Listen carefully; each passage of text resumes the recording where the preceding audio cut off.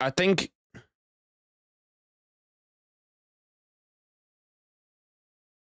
I don't fucking know, man. I hate this.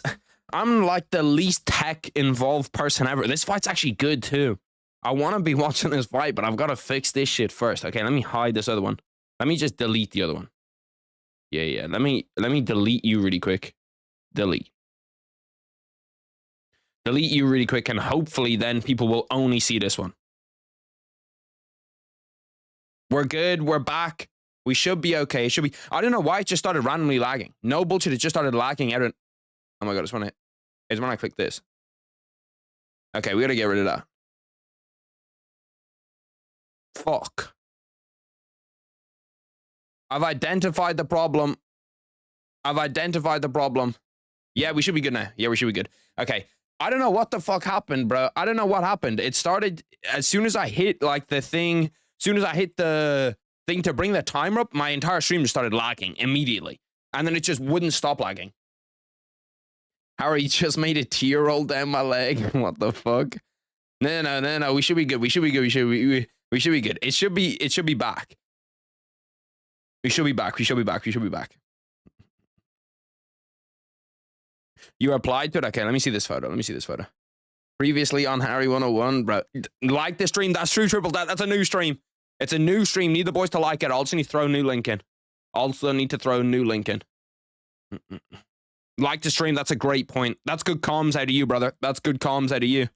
Bro, I was tweaking for a second because I was like, what the fuck is making it lag? Like, usually it just won't lag. My Wi-Fi can pretty much just handle most of shit. What's good, David?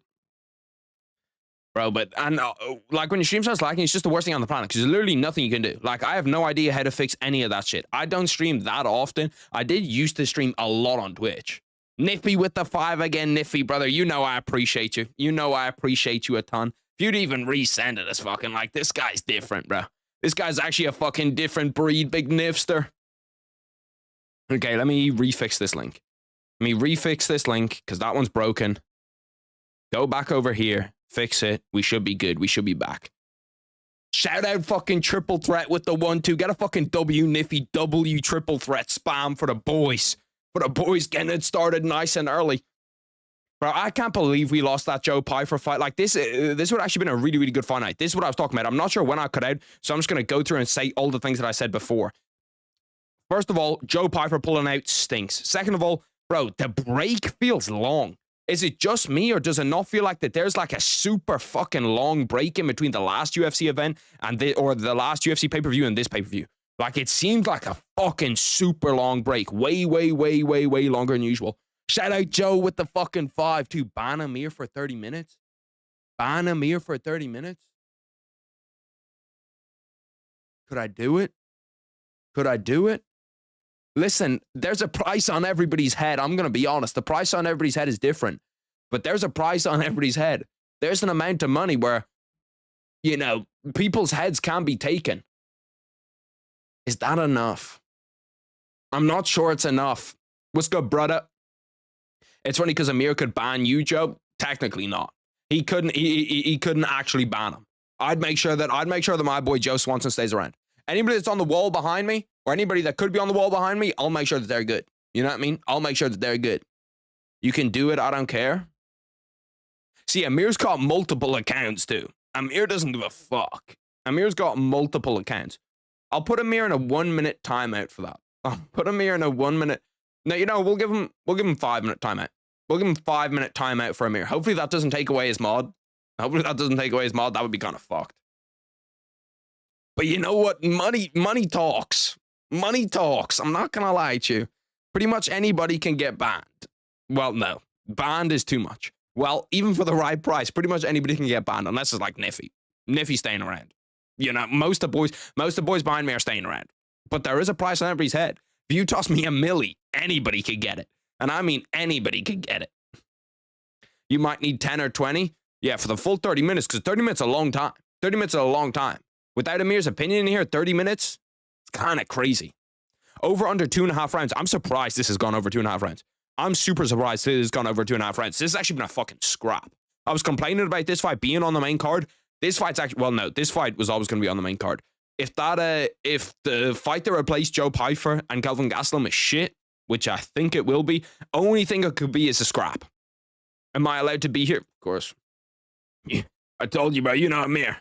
What's my price on? What's the price on P. Diddy's head? P. Diddy, I feel like the price on your head is going to be low compared to what other people think. There's probably a lot of rich and powerful people on the planet that have got a high price on your head. I can promise you it's not that much. I can promise you it's not going to be that much. Packers winning the Super Bowl, that's one of the craziest statements I've ever heard in my entire life. Would the Packers be the first team to ever win the Super Bowl without a QB? That would be crazy. That would be crazy.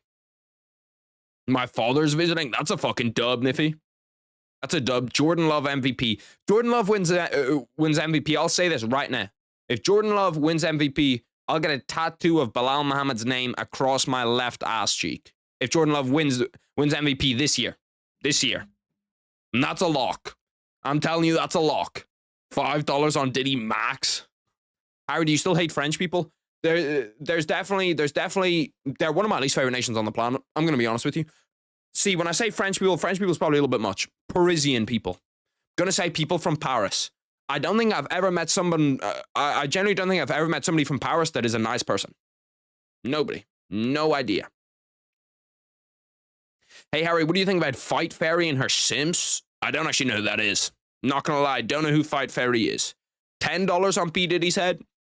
P. Diddy, you gotta value yourself a little bit more than $10. We've got to go a little bit higher than $10. Like, you gotta value yourself. Andy Lee back in the building. Shout out fucking big Andy Lee. But yeah, no, the French people, I'm definitely, there's some hatred towards the French people still. No bullshit, there's still hatred towards the French people. I'm clipping that shit. You can clip it. You can put it wherever, whenever.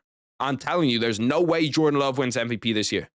I think it's more likely that the Packers. I think it's more likely that the Packers don't make the playoffs than Jordan Love wins MVP. That's just me spitting pure facts. That was an absolute fucking scrap, by the way. That was an absolute scrap. Kevin Borjas won that shit, but that was an absolute fucking scrap. Those guys went after it. That was a sick fight. See, look, that's what you want at 125. That's what you want on a fight night. That's like the perfect fight night fight where you just have two guys that, like, neither of them are elite UFC prospects. Neither of those guys are ever going to be champions, but they're just going to go out there and fucking go after each other. You know what I mean? $500. See, that's a little bit better, P. Diddy. I'd probably whack.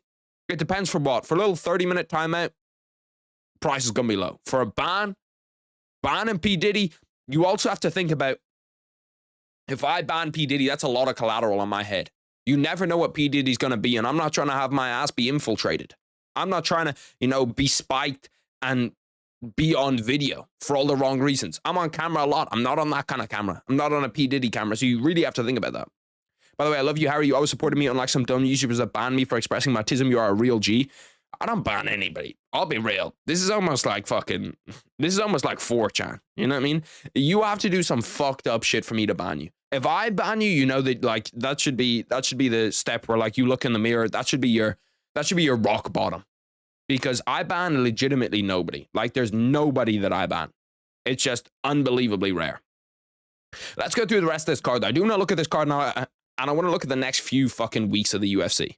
Because like I'm struggling. Usually I don't struggle to go through like the fight nights in between pay-per-views. It's like whatever. You know what I mean? But I'm struggling right here. You have, this was dog shit. This fight night was just dog shit. It just was not good at all. Actually, going back and remembering this, the main event was dog shit. The rest of it was okay. The main event was absolutely dog shit though. This fight night was not good. This was actually terrible. This was pretty fucking dog shit to watch. Co-main, not great, was a robbery. Main event, Leon Edwards got smoked. I don't like this fight night all that much. I think this fight night's kind of weak. This fight night's a 2 a.m. fight night, which is just terrible. I'm not even 100% sure if I'm going to do this one because it starts at 2 a.m. my time, which means main card's going to be over at 5 a.m. my time. It's like terrible. Then we have the pay-per-view. Like that is so many shit UFC fight nights, and people are wondering like, why are UFC pay-per-views down? Oh my God, the UFC's dying as a business. No shit, bro. Because they put out shit products. Like this is in a stadium, man.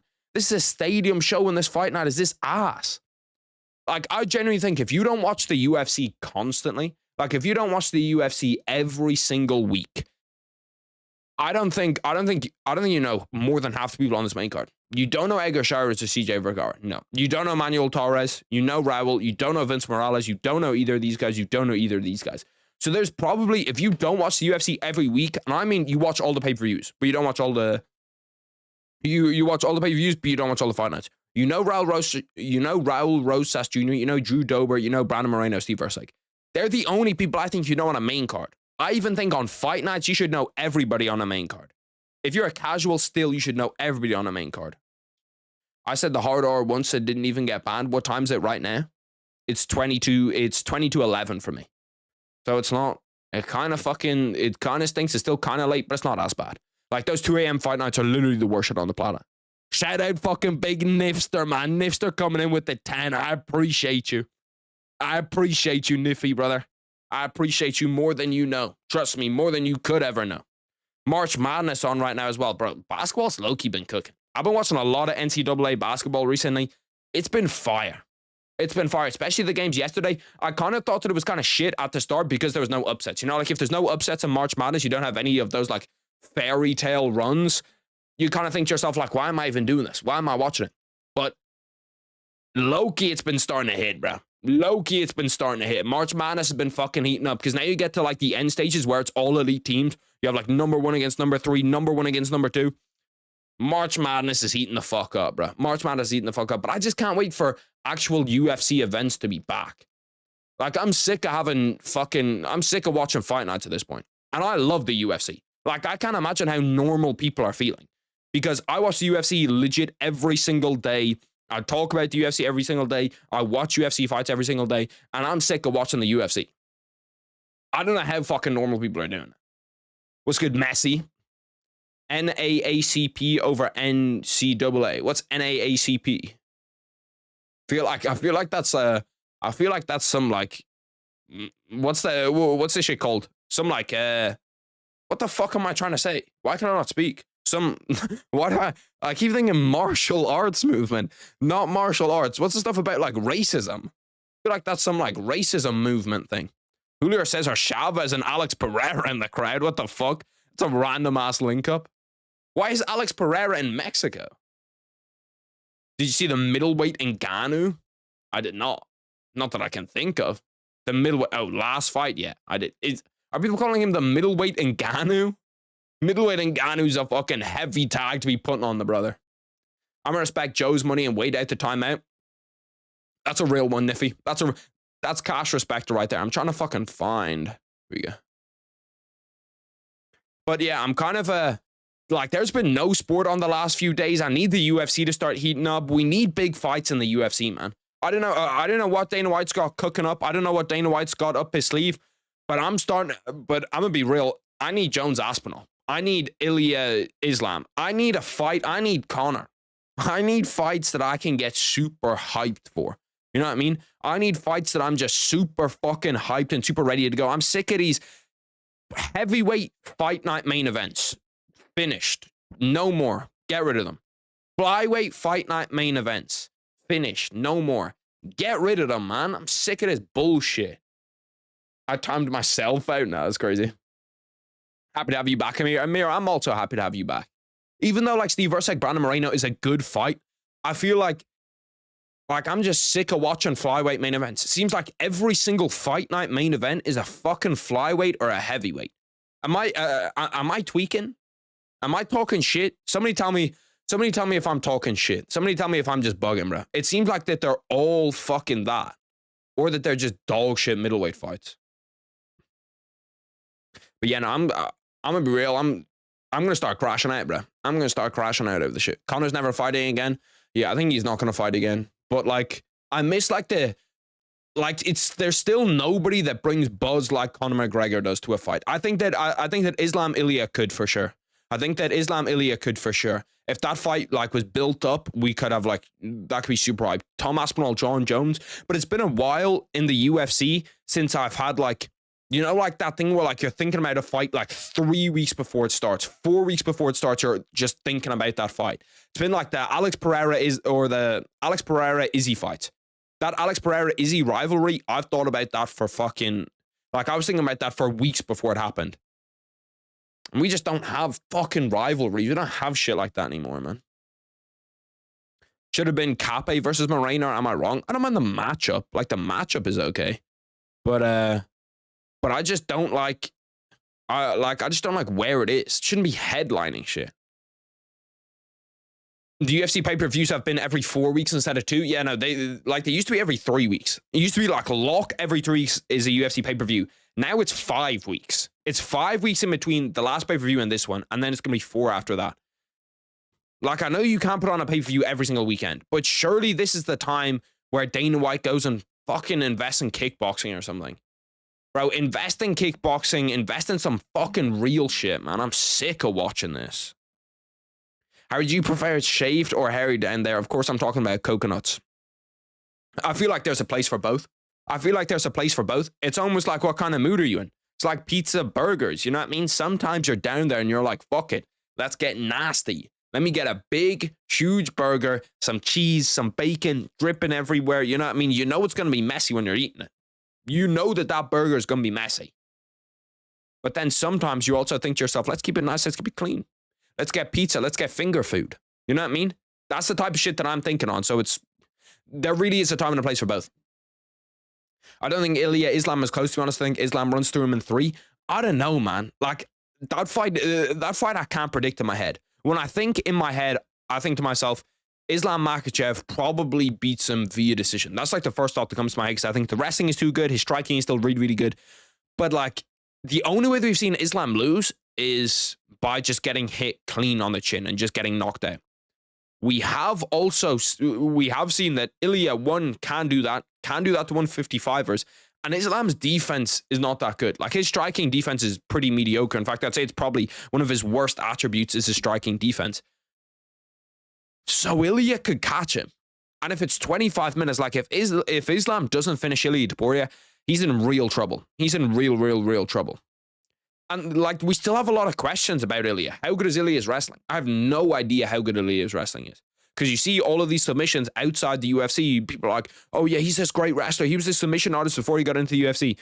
Yeah, but so is fucking everybody. Like, everybody that's an elite UFC fighter could have knocked everybody out in their run to the UFC. Could have fucking... Like, Bo Nickel could be on a 7-fight KO streak if he was still fighting in FCCAA Combat Alliance. They should eliminate fight nights, make pay-per-views every 2 weeks, and make pay-per-views monthly subscription for $20 and cut Anthony Smith out sport. I actually don't hate that idea, Andy. I actually really don't hate that idea. No bullshit, I don't hate that idea of having the pay-per-views be every 2 weeks and make them monthly. I don't mind that idea at all. I actually don't mind that idea at all. See, the only problem with that is that you can't have a title fight in every pay-per-view. How many titles do we have? See, it doesn't account for injuries and stuff like that. I starts with women's. I think that I don't hate that idea of less events. I think that less events should be a thing. If I was the UFC, this is what I would do. First of all, I'd make fucking so many changes to the UFC, but some of the small changes I'd make.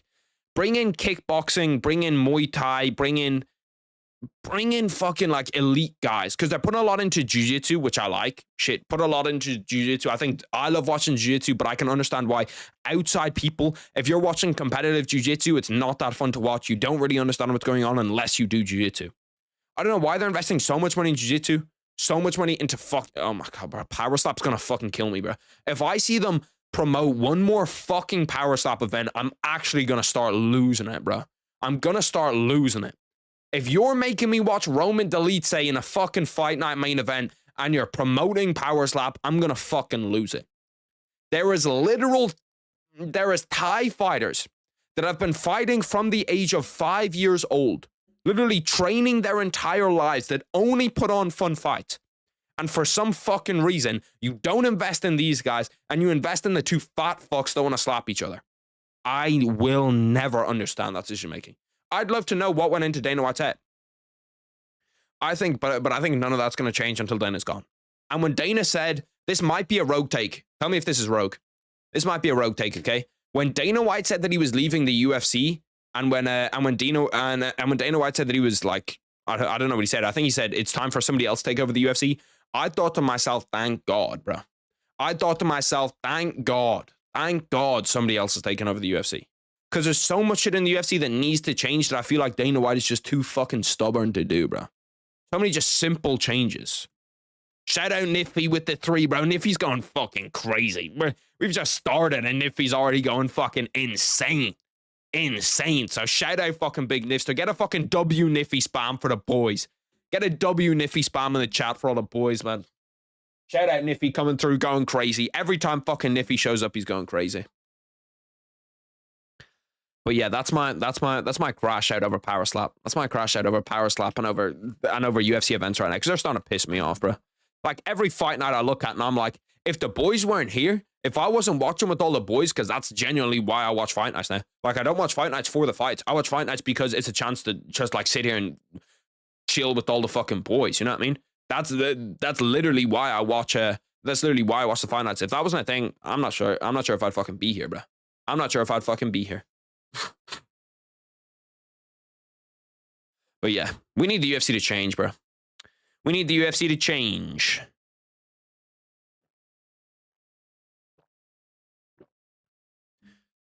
This fight is about to start. I'm gonna get the timer ready again. I'm gonna fix the timer so that we can actually have the timer going again. But yeah, shout out to fucking Big Nister, man. Niffy's one of the realest motherfuckers I've ever met in my entire life. No bullshit, one of the realest motherfuckers I've ever met. Display capture. No, we want window capture. We want this. I know, boys. I know. I understand. Let me fix it really quick. Go here. Submarine. This fight has started, by the way. We have started. We go over here. And go command. I'm trying to figure out how to do this, yeah. I do this every time, and every time I forget what the actual button is to do this correctly. But just so I can get the timer ready again so we can beat.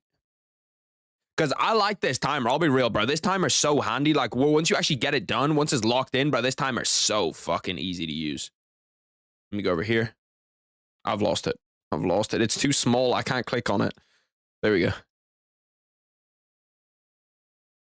And then I'll fix it properly. And then we should be locked in. Good to go. Ready to start. Make it a little bit bigger. Okay, let me actually get it on. Let's get ready. Let's get fucking locked in. Because this fight's actually decent. 3-3-7. Fine. Shout out fucking big Will Fogarty, bro. Shout out Will Fogarty with the gifted. With the gifted going over to fucking Minnesota Gamer. Shout out fucking big Will Fogarty. Bro, I've followed Fogarty on Instagram. He's low-key ripping trails. I'm not gonna lie to you. He's ripping trails on a bike.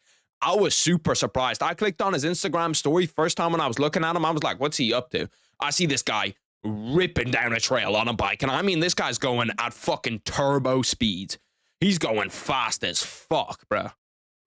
Legit, like the people you see on Instagram. Like the people you see like under those like brain rot videos where you see someone just driving down a hill on a bike, or not driving, cycling down a hill on a bike. Bro, Will was ripping through a hill. I agree, Rodtang's only 27 years old. Imagine if he was on the flyweight division. You don't even need to bring them over to the UFC. Just create Muay Thai divisions. Get like 10 of the best guys, bro. Get like 10 of the best guys in Muay Thai. They must all be like hard contracted to one or some shit, and the UFC don't want to buy them out from one. That's the only thing that I could think of why they're not getting into Muay Thai and kickboxing. Because, like, oh my God, bro, there's so much money to be made there. Like, how would people not love watching Muay Thai? Why does it look so weird? Why does it look so big? This fucking, like, big-ass circle. Let me do this. Let me fix it again. Submarine. Bro, I've been listening to a lot of Larry June. I don't know if any of you guys know who Larry June is. Definitely some of you guys do know who he is. But Larry June, bro, that motherfucker's low-key nice on the mic. Low-key nice on the mic. I was in the shower for like 30 minutes earlier, just vibing to some Larry June. Like I never thought I'd be in my entire life. Muay Thai prevents aging. It's good for your skin. Is it actually good for your skin? What the fuck? That's random as fuck. Yeah, I actually didn't know that Rodtang was only 27. See, the thing is, I feel like you have to look at age a little bit differently in Muay Thai, although there is like 40-year-olds that do it and are still doing it at a high level. But I feel like you have to look at age a little bit differently in it because you're fighting from like the age of 4. No bullshit. Like you're literally fighting from the age of 4. Harry, I did not forget that one video we said 20k subs before the end of 2024. Did I say that? Damn, overshot a little bit. To be fair, if I start putting out the shorts, if I start getting the shorts out there, bro, we're gonna be I promise you, bro. I could do it. I could do it if I wasn't so lazy and started putting out shorts. The problem is shit just always comes up in my way, man. Like, I've shit to do in a day that just pisses me off. Like, I wish I could just sit here and just grind. And my mind wasn't so dumb. Like, sometimes my mind just gets distracted. I'm literally like a little fucking ape, you know what I mean? I'll sit there on Instagram Reels for like 30 minutes and not realize and just doom scrolling on Instagram Reels, just this fucking like random brain rot content. But those motherfuckers are too good at their jobs, bro. People that put that shit out are too good at their jobs. Thoughts on Ashton Hall? He's just kind of like the... He's just kind of like the end of... He's just kind of like the... I don't know. He's like a weird motherfucker. He's just kind of like the punching bag for the month. You know what I mean? A lot of people say... Damn. Oh, Oliver's getting smoked here. He might be done. He is probably going to get called. Yeah, got called. Round 1 finish, at least. Round 1 finish on the main card. We don't... Low-key, this main card's been good so far. Maybe this is one of those main cards, because there's a lot of them where I look at and I go, this looks dog shit on paper, but then it turns out to have like 8 unbelievable fights or 6 or 7 unbelievable fights. My Thai, your Thai, our Thai. Lol. Round 1. I'm pretty sure that's a huge upset too. Is that a huge upset? I thought that Simon Oliveira was the favorite going into that. I need to fucking not do this. I do this shit every time too. No, keep you here. Yeah. Okay. Let me look this up, because I'm pretty sure Simon Oliveira... Was Simon Oliveira the favorite going into this? I think he might have been. And if we can roll through these fights... No, David Martinez is probably the favorite. That's a super nice counter, right? Super nice counter, right? Hurts him, comes in, swarms. He does the shit that I always say that fighters shouldn't do, but it did work for him, where they just headhunt. Like, if you throw one body shot when you have him rocked that bad, that's such a nice shot, bro. He just picked that shit out. Literally leaned back, wham. Hits him with his own right hand. Why does it look like there's like a bar at the bottom? Why am I not like zoomed properly? The fuck, that was weird. Might end up being top 2025 main cards. Yeah, low key. It's been a good main card so far. If you bet on Steve Erceg, don't count your chickens. Bro, Steve Erceg, Brandon Moreno is such a weird fight to bet on. Like, it's such a strange fight to bet on, because Steve Erceg looked fantastic against Pantoja, then looks terrible against Kai Kara-France. Brandon Moreno looked good versus Pantoja. Looked great when he went up against Royval. Or, sorry, looked bad when he went up against Royval. Like, I just have no idea what to make of that fight. I have no idea how to predict that fight. Literally, don't know what's going to happen. Wonder how Rosas is going to do. They're giving him a can again. I'd like to see Raul Rosas Jr. actually get somebody better. Give Raul Rosas Jr. somebody decent. You know what I mean? They keep on giving him these fucking shit fighters. Give him someone that's even okay. Like, I know you tried it with C-Rod, and C-Rod kind of broke him, but give him someone that's fucking even, like, somewhat decent. Project, I appreciate the 5. Get a fucking W spam for Big Project with the 5. Shout out you, Project. Love the videos. Harry Moreno buy whatever he wants. I'm not sure if I see it the same way. I'm not sure if I see it the same way. I think that Moreno probably will win, but by whatever he wants. You think it's gonna be dominant? I actually think it's gonna be a close fight. I actually think it's gonna be a close fight. But I appreciate the 5, and I appreciate the fucking love, Project. Shout out to you, brother. Correction, top 7 2025 main cards. Well, right now it's got pretty much no competition. Like, what's the best card of the year so far, boys? What's the best card of the year? I cannot think what the best card of the year is. Most of them have just been dookie, if I'm being honest with you. The UFC this year has kind of not been cooking, but I'm hoping middle of the year will start to spice up. Dana White will see those pay-per-view numbers and pay somebody a shit ton of money. Pay somebody a shit ton of money to come back to the UFC. What's good, Hamza? What's good, brother? Big Erceg gonna chin Lil Moreno. I'm not sure Steve Erceg has enough power in his entire fucking... Like, if he hits him with a flying knee, I'm not sure he puts him down. Steve Erceg, people got fooled by him. The problem with Steve Erceg is people got fooled by Steve Erceg when I saw him have that, like, crazy KO.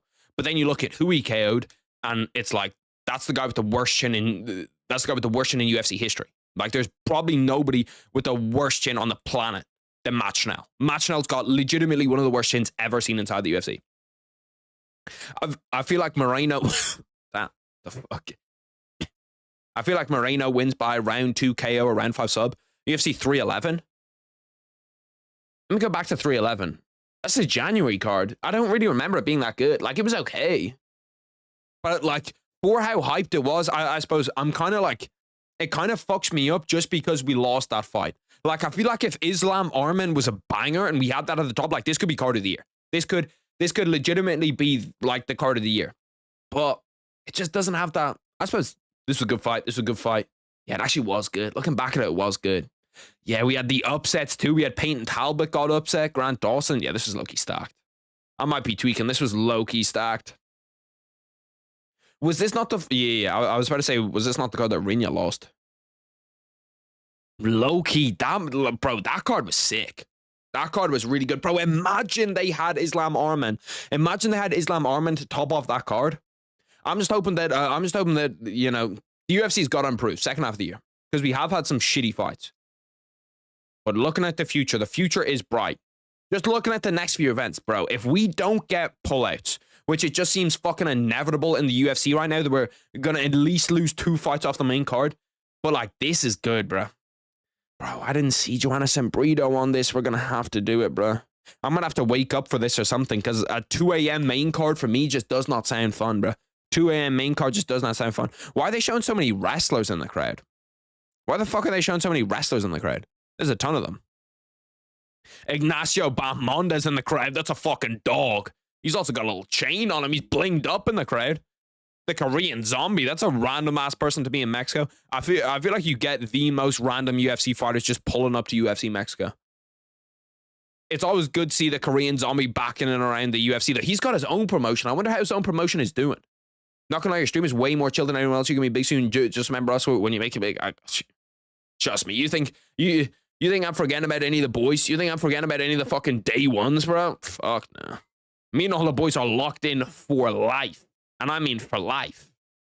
I just need fight news for my glorious King Charles.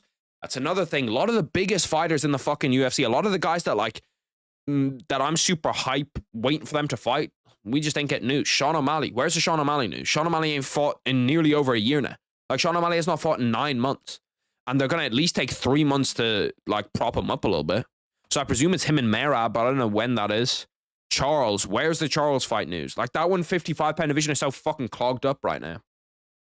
But this actually looks like a good card. Pat Sabatini, Joanna Sembrito, Josh Emmett, Rowan Murphy. That's a good fight. That's a good fight. That's not a great fight. That's just going to be a KO. That's a mid-fight. Torres Finney getting on the main card? Shout out fucking Torres Finney on the main card. Reese McKee, I thought he got cut. Did Reese McKee not get cut? Is he back from the dead? Is he back from the dead on like some sort of short notice deal? I swear Reese McKee got cut. And then 314 is God tier. 314 is like what I'm waiting for. You know what I mean? You know when like you're on like a steep weight cut and you have like this press where you can just see all of this nice shit, or you look at Deliveroo and you just look at like the donuts or Uber Eats and you look at the donuts and the takeaways. That's what UFC 314 is for me. I'm looking through all these shitty cards we've had and I'm just like, UFC 314, that's the one, bro. That's going to be the one. The funny thing is, Delete versus Vittori is the second most entertaining main event this year. Bro, I'm not even joking. I nearly fell asleep in Delete versus Vittori. I think there's been way more entertaining main events. I'm taking Leon Sean Brady over that. I'm taking obviously 311. I'm taking 312. DDP Sean Strickland was more entertaining than that. DDP Sean Strickland was definitely more entertaining than Vittori or I suppose if you're talking about just main events, but even just main events, 311, Leon, 312, and I'd even go 313. I think Alex Pereira losing is more entertaining. Shout out big fucking Niffy with the 2 again, bro. Niffy's just showing unbelievable love, bro. Niffy's showing unbelievable love. How many times can we spam W Niffy, bro? The guy is literally superhuman. The guy's coming different. Niffy's coming like Prime John Jones. Coming like Prime John Jones. And I mean in both ways. Coming into the chat and coming like John Jones was coming. Because we know that he was on some different shit. The biggest up-and-coming star the UFC has outside of Ilia is Raul Rosas Jr. I don't know, bro. If you're counting on Raul Rosas Jr. to be a star in the UFC, we've got problems, bro. We've got problems. Did you see the goth mommy? That's fucking crazy. I did see her. To be honest, not really my thing. Not really my thing. Not my kind of look. Niffy's getting out of the hard streets of Dublin. He is, bro. Niffy's somebody that someone's going to say that name to me on my deathbed and I'm going to shed a tear. I'm going to shed a tear of joy for Niffy on my deathbed. Also think about Stipe. I can't lie to you, bro. I think of the same thing. Sometimes it'll pop up into my head. See, I try to keep that shit out of my mind, though. Because if I think of Cody Garbrandt in his prime, you know, we're not lasting long. We're not lasting long. As soon as Cody Garbrandt in his prime comes into my head, it's like, we're almost there. We're almost finished immediately. But then I started thinking like TJ Dillashaw, I'm there for hours.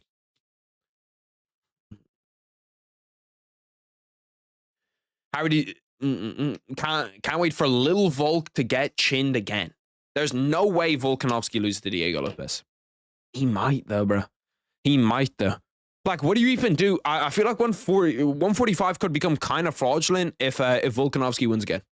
If Volkanovski wins that championship again, I no bullshit feel like Volkanovski could be kind of fraudulent, bro. You don't like goths or what? Because if not, we need to have a serious conversation. Maybe I haven't seen the right ones. Maybe I haven't seen the ones that other people are talking about. But it's just not really my style. You know what I mean? It's not really my type of thing. It's really not my type of thing. Let me look at the next pay-per-view. Next pay-per-view. Show me this shit. Yair against Patricio Fret. Bro, low-key underdog could hit there. Carlos Paris, Jeff Neal, underdog could hit there. Bro, I might have a full underdog bet. I might have a full underdog, like, little slate for this main card. I think actually every single underdog could win in these fights. I think that this is one of the most balanced, like, main cards we've had in ages. I don't know how you predict any of these fights. How do you predict these fights? And then the card after this is fucking gross too. And then they have this, bro. I can't wait. I can't wait, bro. I hope that they announce John Jones, Tom Aspinall soon. I beg that they announce John Jones, Tom Aspinall soon because I'm waiting for it. Bro, what kind of fucking ads are they showing on the UFC broadcast? They just showed somebody whipping up a taco on the UFC broadcast. Lopez winning the belt is better for the featherweight division. I do kind of agree. When I think of it in my head, like I feel like if Volk gets that belt back, you look at the belt as it's just Ilia Topuria's division until maybe we get like an elite contender, until maybe like Movsar wins or something. I kind of would like to see, I don't want to see Volkanovski lose. I feel like Volkanovski losing is just terrible. Like nobody wants to see that. But Diego Lopez winning it is much better for the division. It is much better for the division. Because then you have big fights there too. You have like Diego Lopez against Movsar. That rematch is a pretty big fight. You have, who else could he fight? You have him against Aljo, maybe, I suppose. There's actually not that many fights at 145 now that I think of it. Who else is on the come up at 145 that would be interesting to watch? There's actually not that many people, bro. Now that I think of it, like when you take Holloway out, when you take Ilia out, there's actually not a fuckload of fighters at 45 that like you think are super interesting or you think could become title challengers. Let me take a look at this. Because I remember thinking in my head that 145 is like the best division in the UFC or one of the best divisions in the UFC. There's actually not that many interesting challengers. If Diego Lopez beats Volk, you have the Movsar fight. And then you're kind of looking at like Lerone Murphy. He's probably the next guy up. Jean Silva might get rushed into a shot. Felipe Lima. I feel like this is the type of division that will be really good in like 4 years. In like 4 years, 145 is going to be stacked as fuck. But we could have like a little interim year and a half where it's just not that good. You are only the video that you are the only YouTuber that I watch both streaming videos because your voice is so good to listen to. No Diddy All Jones. Shout out to you, Andy Lee. Shout out to you with the gas, brother. When I'm sad, I watch Cody versus Kai Kara France. What the fuck? What? You just want to spiral? You just want to push yourself into a deeper depression? Yeah, no, but I really don't see the thing in goths. Unless you count that one girl out of Breaking Bad as a goth. Because she kind of looks like one. You know what I mean? Everybody knows what I'm talking about. Let me look at Breaking Bad girl. This girl. Does this girl count as a goth? She's kind of got goth vibes. She's bad as fuck. She's like elite 10 out of 10 bad as fuck. But I'm not sure if she actually counts. She does kind of have these like, I don't know what I call them, death metal bands. Like these metal bands. If she's goth, then I'm fully on board. Then I'm fully on board if she's goth. But if she's not, honestly, I don't see it. I don't see the vision that other people are seeing. Also, this Texas Tech Florida game. With the fucking light over the screen, I can't see the scoreboard, bro. This is so Charlie. March Madness. My training camp starts Tuesday. Wish me luck. Damn. Your training camp starts Tuesday? How long is your camp, Niffy? What is it, 8 weeks? 8 weeks. 8 weeks is, well, 8 weeks is actually pretty long. I'm pretty sure for my jiu-jitsu tournament, I had an 8 week camp. I had 8 week camp, but it was honestly pretty long. That 8 week camp was honestly probably a little bit too long, especially my weight was good with like a week and a half, 2 weeks left. With like a week and a half, 2 weeks left, so I probably could have left a little bit longer. But I weight cut super aggressively at the start, and then as we get towards like the end of the camp, I'm pretty much cutting like 0 weight. I'm pretty much eating normally. Yeah, but what is it for, Niffy? Is it MMA? It probably is MMA, right? Is it MMA, jiu-jitsu, kickboxing? What is it? I'm pretty sure you said before that it was MMA. Pretty sure you said before that it was MMA. Damn, Florida are getting fucking cooked by Texas Tech. They're down 10. Flying go-go plata. I was doing, not flying, I was doing rolling Toriko platas in jiu-jitsu on Friday. Rolling Toriko platas, which is the type of thing that like you hit that and you're just like, I'm not hitting this for at least 4 years. I'll hit this in 4 years time and then maybe it'll be something for me. Yes, amateur MMA. Niffy, brother, you're going to go out there and kill the guy. I'll be real. It's kind of unfair. It's kind of unfair to have you go out there against somebody. It's honestly the same as like when you look at like an Islam makhachev and you see that there's one guy that Islam makhachev beat in amateur mixed martial arts. There's a guy who Islam beat and then he just quit. He just decided this isn't for me. When you don't know that you're going up against a pound for pound number one. That's how I feel about the guys that go up against you, Niffy. They don't know that they're going up against someone that's actually one of the greatest fighters on the planet. That's actually one of the greatest fighters on the planet. Niffy, is a tip. Make sure to beat him on paper to secure the win. That's a great tip. That's a great tip out of you, Triple Threat. That's a fantastic tip out of you. I've won matches by striking and grappling. I love mixed martial arts. See, I'd love if I could strike, bro. Like technically, like I can strike, but I'd love if you could strike without having any of the what the fuck am I trying to say? Without having any like the repercussions from taking hits. Because if concussions didn't exist, if CT didn't exist, bro, I'd strike so often. Thank God I wasn't born in like the 1990s when people didn't like think about any of that shit, because I'd be out there just fucking striking, bro. I'd be out there just smoking motherfuckers. Just hitting motherfuckers. Well, I'll be pound number one. Bro, Niffy, I'll be right by your side. No bullshit. You get into Cage Warriors, you get into any promotion that you're in. I promise you, we'll be watch partying the Niffy fights if I'm not in the corner, brother. If I'm not in attendance, I might be there live. If your first professional fight, Niffy, I'll be there live. No bullshit. I'll be there live in the crowd. I'll make the trip out there. I once finished a guy in the schoolyard by spinning back kick to the jaw. Full heel on the butt. I'm a black belt in Taekwondo. Bro, that's fucking crazy. Spinning back kick to the jaw in the schoolyard is fucked. That's like one of those moments where I was like, you messed with the wrong guy. Will, I appreciate the gifted membership. Shout out fucking Big Will Fogarty.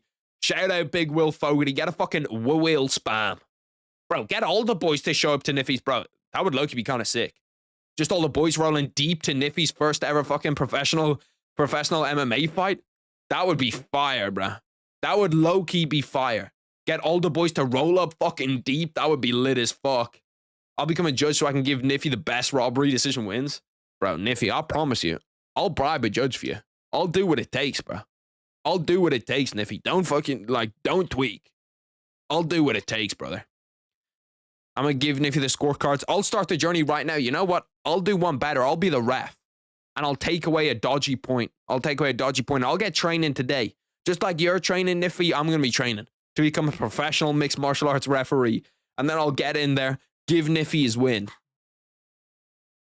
But yeah, bro, Niffy's going to go out there and smoke the guy. It's not even fair. Vince Morales, Raul Rosas Jr., this fight is about to begin. I think that Raul Rosas Jr. is just going to smoke him, bro. I think that Raul Rosas Jr. is just going to go out here and cook him. It's pretty much like perfectly set up from Raul Rosas Jr. in Mexico going up against the Khan. There's really no way that he can lose here. Like, there's really no way that he can lose here. I won't need judges. Very true. Very true. Very true. Niffy will conquer the UFC in a couple of years with Harry's the referee. I'll be sat by his side, bro. I need the earliest of stoppages, bro. You know I've got you. You know I've got you. I've got you with one of the craziest stoppages you've ever seen, ever. You know what I mean? And I'll also help you out. In case there's a weird stage where, you know, there's a back take or anything like that, he gets a lucky back take, I'll just stand you up. I'll just stand you up out of nowhere. I'll just stand you up out of nowhere. He could have a choke in deep, and I'll just stand you up. Just stand him up, bro. Stand him up. I'll let her a man to kiss Niffy's. Bro, Niffy, we're deep in this bitch too. We could get people all around. You know what I mean? I'll have one of the boys go spy on that guy's camp. I'll be in there as a referee. We'll get one of the boys in there as a judge. We'll get a secret homosexual in there to, you know, create a fake affair to throw him off his game. Brother, we've got everybody. We've got all avenues covered. If Erceg wins by KO, I'll actually cry of pure happiness for the GOAT Michael Scott. Raul Rosas went to a close 29-28 his last fights as a minus 900 favorite. Bro, Raul Rosas Jr. is gonna have fucking given some people heart attacks. No bullshit. He's gonna have given some people actual fucking heart attacks with the way that he fights. Because when you see him, when you see the odds, you're like, okay, yeah, this is the lock. This is the one that literally, like, he's not gonna lose. And then you get to that third round and you're like, hold on a minute, this is pretty fucking close. This is way too close of a fight. Every single Harry1of1 fan will be in the crowd to break the opponent's mind. Yeah, we'll start like a group chant, bro. We'll start like a group niffy chant, just everybody in the crowd. And then he'll be like, holy fuck, this guy must be gross. How does he have so many fucking fans? Raul Rosas Jr. does get the takedown. 1 minute in. Honestly, they could have picked me off the street. They could have picked me off the street. That's what I'm thinking that this fight's going to be for Raul Rosas Jr. Manages to land inside control. Probably going to see him progress to the mount.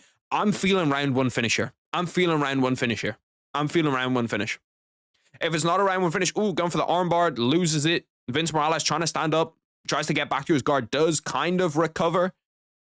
I wonder how good Vince Morales' jiu-jitsu is, because I'm pretty sure they showed him warming up and they said he was a purple belt. Oh shit, clock's frozen, my bad. My bad. I don't know why it does that. Sometimes it'll just randomly freeze. Oh shit. My bad again. Let me do it this way really quick and then go here. Bro, why did it fuck up when I did that? I don't even know where it is now. I literally have it in the exact same spot that it was in before and now it's somehow fucked it up. Oh my God, man. This timer's going to be literally the death of me, bro. It's not even the right tab. Oh shit, that's actually on me. That's actually on me. That's on me, boys. That's on me. I complain about the technology shit a lot. I complain about the timer and shit a lot. That one was on me. Stream crashed? Is my stream good? I hope it's good. No, it did not. We're good? Okay. You had me tweaking for a second, bro. You had me fucking tweaking for a second. 2 minutes 30 left inside round one. Raul Rosas Jr. kind of just controlling him in the grappling, to be honest. It's like how I expect Raul Rosas Jr. performances to go now, where he's just better than him. There's just no questions to be asked. Raul Rosas Jr. is just the much better mixed martial artist. 2 minutes 10 left inside round one.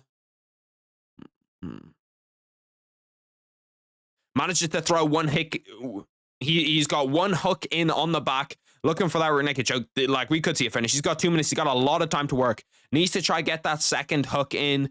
Vince Morales doing a good job of blocking it, though. He's doing a good job of with his elbow. Now he's lost it. Now he's got 2 hooks in. Yeah, this is over. This is over. I can already tell you, boys. I can already tell you 1,000% that this fight's over in round one. How did he lose that? He had both hooks in. This guy's such a fraud. It's not even funny. Raul Rosas Jr. is actually such a fraud. I'd love to see what his UFC contract is. Because if he's getting paid any more than like 20 and 20 to fight, which he definitely is, but if he's getting paid any more than that, it's crazy. I suppose he is like a big pay-per-view star still.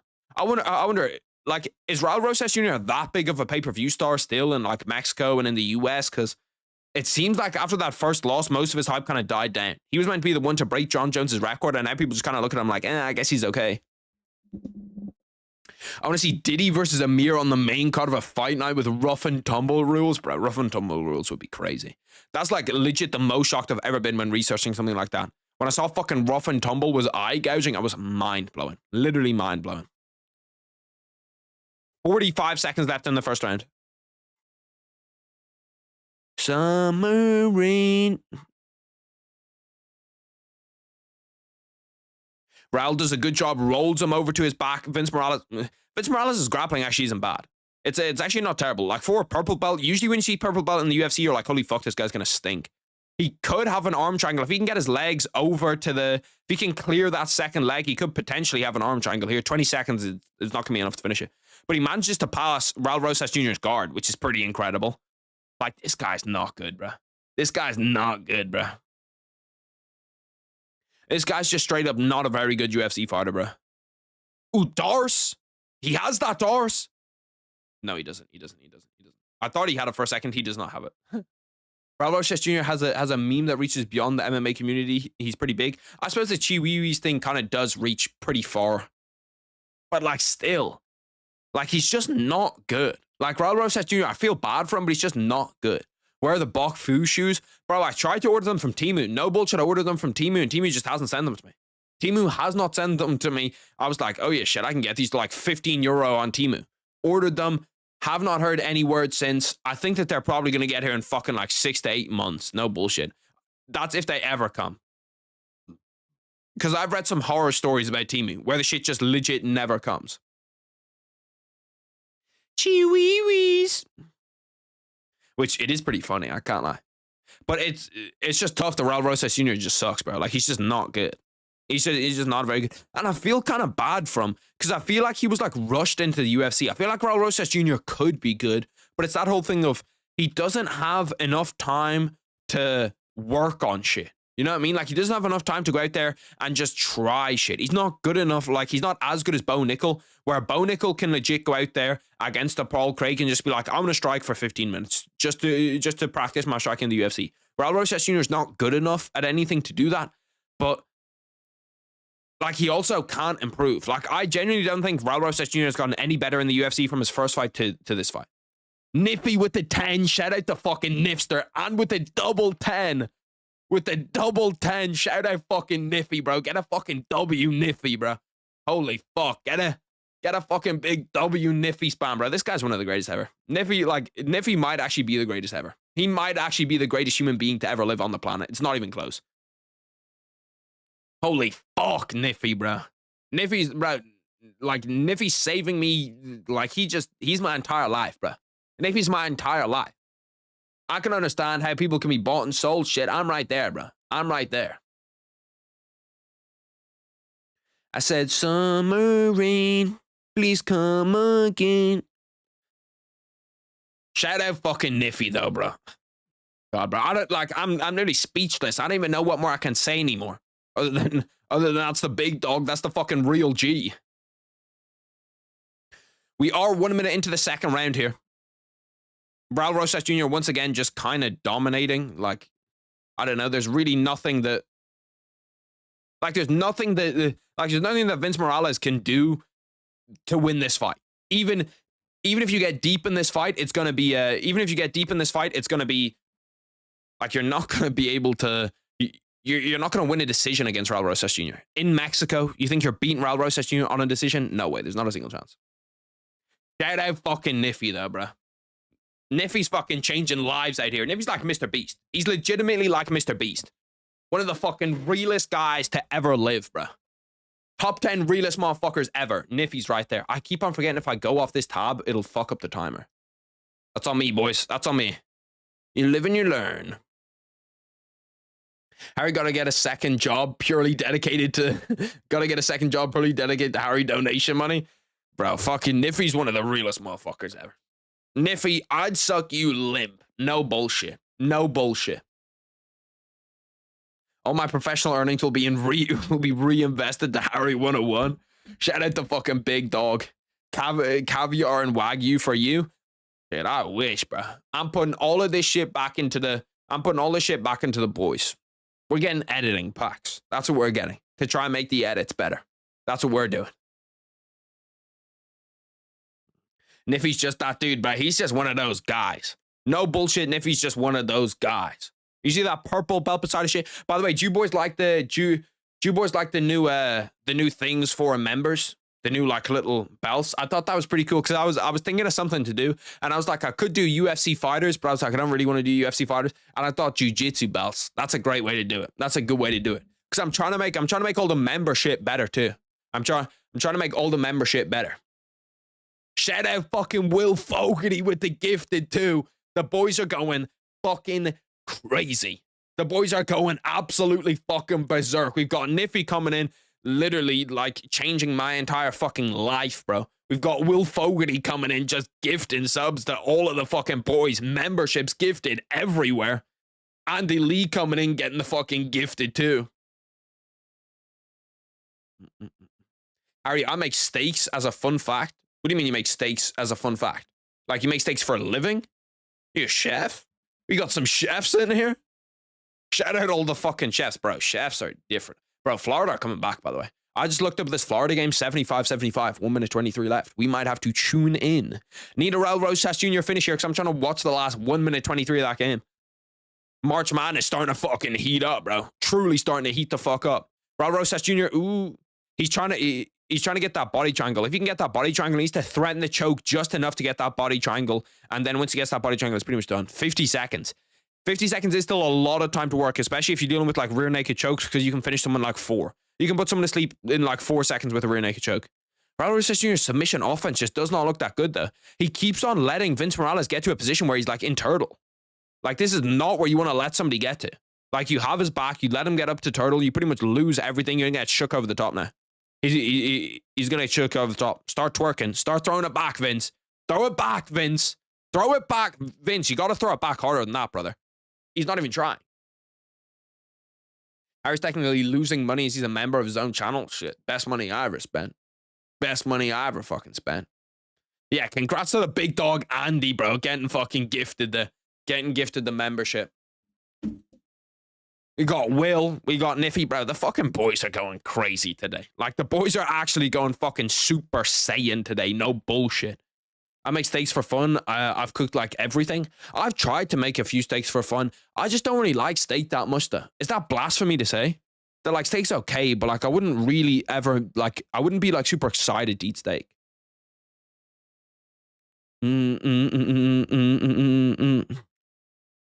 I don't think Amir. I'm pretty sure with the taxes, I'm pretty sure it just takes like. My math is not very good. I'm not a good math person, but I'm pretty sure YouTube takes like 30%.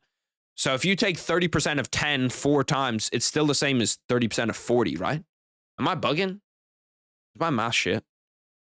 If you take 10% of 40 and 10% of 10 4 times.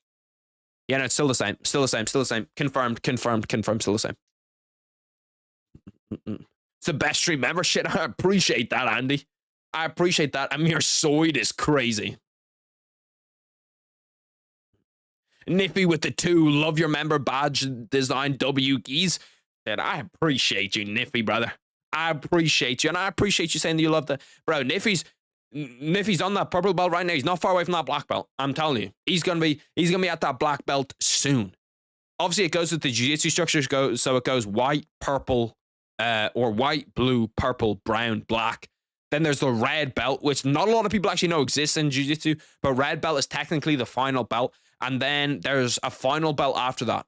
I forget what it is. I think it's like a rope tied belt for the whole jiu-jitsu. Harry, I'll ship you a steak overseas from Orlando. Is steak better? Because I'm pretty sure all the US steak comes from here. Let me look up, where does US steak come from? I'm pretty sure most of it comes from Ireland. Pretty sure Ireland are like the biggest beef and steak producers on the planet. Damn, never mind. It comes from the US apparently. It comes from Nebraska, Kansas, Texas. To be fair, I kind of knew that shit. Low-key. I knew that shit. Project with the 5. I appreciate the fucking 5. W fucking project. Get a W project spam. Harry, who's the greatest UFC gatekeeper of all time? It's a good question. Oh, shit. Is that a buggy choke? That's kind of fucking tight. I looked up to a buggy. Bro, that's tight. That's kind of tight.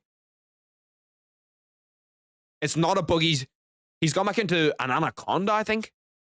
Bro, that's pretty fucking tight. No bullshit. That's pretty tight. Oh, he's going to tap. He's going to tap. He's going to go to sleep. He's going to go to sleep. How is he fucking... How did he survive that? Bro, Rosas Jr. actually showing some fucking grit, to be fair to him. That was deep, bro. That was deep as fuck. You could see him, like, wincing.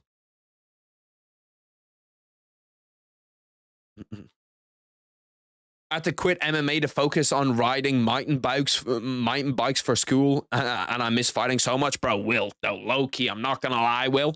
You're fucking tearing down the slopes, bro. You're tearing down the slopes. You're a problem on the slopes. We've seen you there. I've seen the Instagram stories. You're kind of cruising on the fucking slopes. Bro, that was close as fuck. Was that a buggy that he threw up? Was that a boogie that he threw into an anaconda? That's going to be one of the only boogies in UFC history. Bro, he's latching onto Raul Rosas Jr.'s neck. This is actually a super, like, entertaining, grappling, heavy fight. Like, this is just literally pretty much submission grappling. I'd love to see how many strikes have been thrown here. Just to roll through. Bro, Vince Morales, he better get his brown belt after this fight. He better get his brown belt after this fight. Because no bullshit, he's actually been fucking really, like, his grappling has looked really good. Maybe he isn't a purple belt, and I saw that he was a purple belt, and I was wrong. But he does not feel like a fucking purple belt, bro. He feels like a brown belt. That's Volk level grit, brother. I don't know how the fuck he got through that. Oh, yeah, shit. To answer who's the greatest UFC gatekeeper of all time, my bad. I just looked at it and didn't fucking answer it. It's a good question. You look at, like, two schools of thought. The greatest UFC gatekeeper of all time, you're probably looking at someone, like, longevity-wise, you got to go Magny, right? Neil Magny's legit been a gatekeeper for, like, fucking what feels like 20 years. He's taken all of the beatings. He's still the same guy. Like, he's still a gatekeeper. His chin is still good. He still can beat guys that aren't quite at that level. Jack Hermanson, another one. Jack Hermanson, someone who's just like an elite level gatekeeper. Like, he's never been a contender. He's never even been really close to contending, but he's just been a great gatekeeper for a long time. I'm probably leaning Jack Hermanson. Because Jack Hermanson has that thing of actually being a good gatekeeper too. 1 minute 17 left in this third round. Raul Rosas Jr. has Vince Morales' back. Can you start a street fight club for tweakers and homeless people who live in my town? Oh, that'd be kind of fuck it. Low-key, I'd show up. No bullshit. Chad Mendes. See, I feel like Chad Mendes is that step above gatekeeper, though. You know what I mean? I feel like if you're super close to becoming a UFC champion, we can't consider you to be a gatekeeper. Hot take, Whitaker all-time better than Izzy. That's crazy. That's crazy. Gaming stream tomorrow. I probably won't be able to tomorrow. I kind of low-key, I kind of fucked myself, bro. Bro, I'm so bad at saying no to people that when people, like, ask me to do something, if I think that I'm the only person that's gonna... Bro, Raul Rosas Jr.'s deep in this fucking choke again. He's deep in this choke again. He's gonna have to fight through that one. 30 seconds left. Like, these are not far off. These are pretty tight. If he can interlace his legs here, I think that's a Peruvian necktie. I'm not even sure what choke he's throwing up. I'm not even bullshitting. Oh, that's tight as fuck. Bro, when he has his legs in it, they're tighter, bro. When he has his legs in it, they're tighter.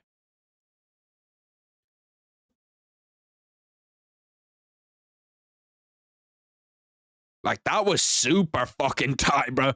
There was a few of those that were tight as fuck. He was squeezing it out for those last few minutes, bro. I thought he was going to go out for a second. When he gets his legs back and he gets that rotation with his legs to pull him up, bro, Loki, how'd you score that fight, boys? How are we scoring that fight? That's a close one. That's a close fight, bro. Harry gave up on Sunday streams. Bro, the Sunday streams can't go back. I need a good thing to stream, though, man. Like, UFC 5 just stinks. If the UFC games was good, if the UFC games were good and I was actually, like, grinding them, like, see, the problem is I don't fucking game that much. You know what I mean? Like, I'm actually not playing a lot of PlayStation right now. Might do some fucking Verdansk streams when that comes out. Verdansk with the boys could be kind of fucking hard.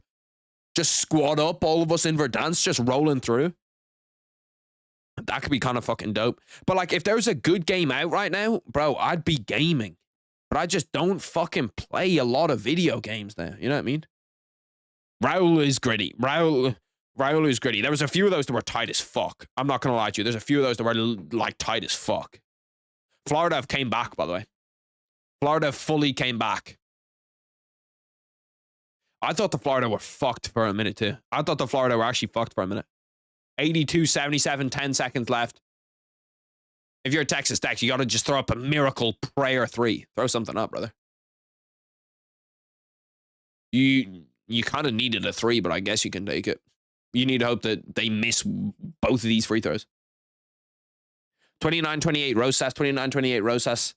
Yeah, I think they're right. Especially in Mexico, Raul's going to take it. But once again, who's the person that gains stock? Who's the person that loses stock out of this? Seems like every single fight... Ooh, it must be split. Raul... Yeah, he must have got it done split. It seems like every single fight that Raul Rosas Jr. goes into, his stock gets lower. Like, I can't remember the last time we came out of a Raul Rosas Jr. fight being like, yeah, no, he looks good in that fight. I'm itching to play Xbox. I just got my Game Pass renewed. Like, I just can't find good games. Am I tweaking, boys? Like, is there good games out right now? There's nothing that's got me addicted. There's literally nothing that's got me addicted. Check the Discord. All the boys showing love with all the super chats. All the fucking boys. Triple Threat, Niffy, Joe, Project, Will. All the fucking boys just showing hella fucking love. I'll update the wall behind me after too. I'll update the wall behind me after. I need to fix my camera settings so you can actually see the shit better. Or I'll just outline everything in black. Excuse me, how did they score 30-27 Rosas, bro? Because it's in Spain. Or it's in Mexico. If it wasn't in Mexico, you might get legit scorecards. Cooking completion? Is that a game? That sounds low-key kind of fire. It sounds low-key kind of fire.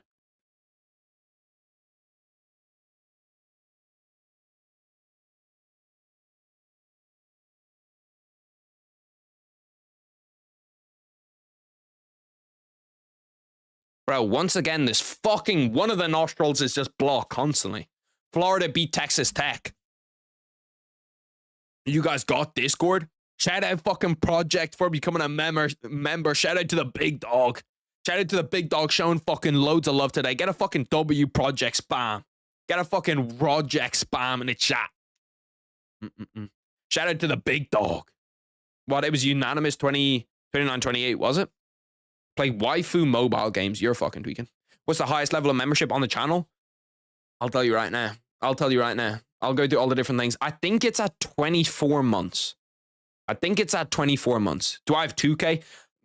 Right now is when I buy 2K every year. Every year I buy 2K around the playoffs and I play it for a little bit. But I find 2K is one of those games that like you just need to grind. You know what I mean? Like you need to play so much fucking 2K for 2K to be like worth it playing that I struggle with it. Because I've got other shit to do. You know what I mean? Like I go to jiu-jitsu. I got a whole bunch of other shit. I go to jiu-jitsu. I make videos. Like I don't have enough time to put like fucking 6 hours a day into 2K. I just don't have enough time to do that. I said summer rain. Let me go over here. Let me pull it over here, actually. How do I become a member? There's like a join button under the channel. Or like, it should say like subscribe and then join to the right. Henry Cejudo in the crowd. Shout out fucking Henry Cejudo. Damn, Henry Cejudo's getting booed in Mexico.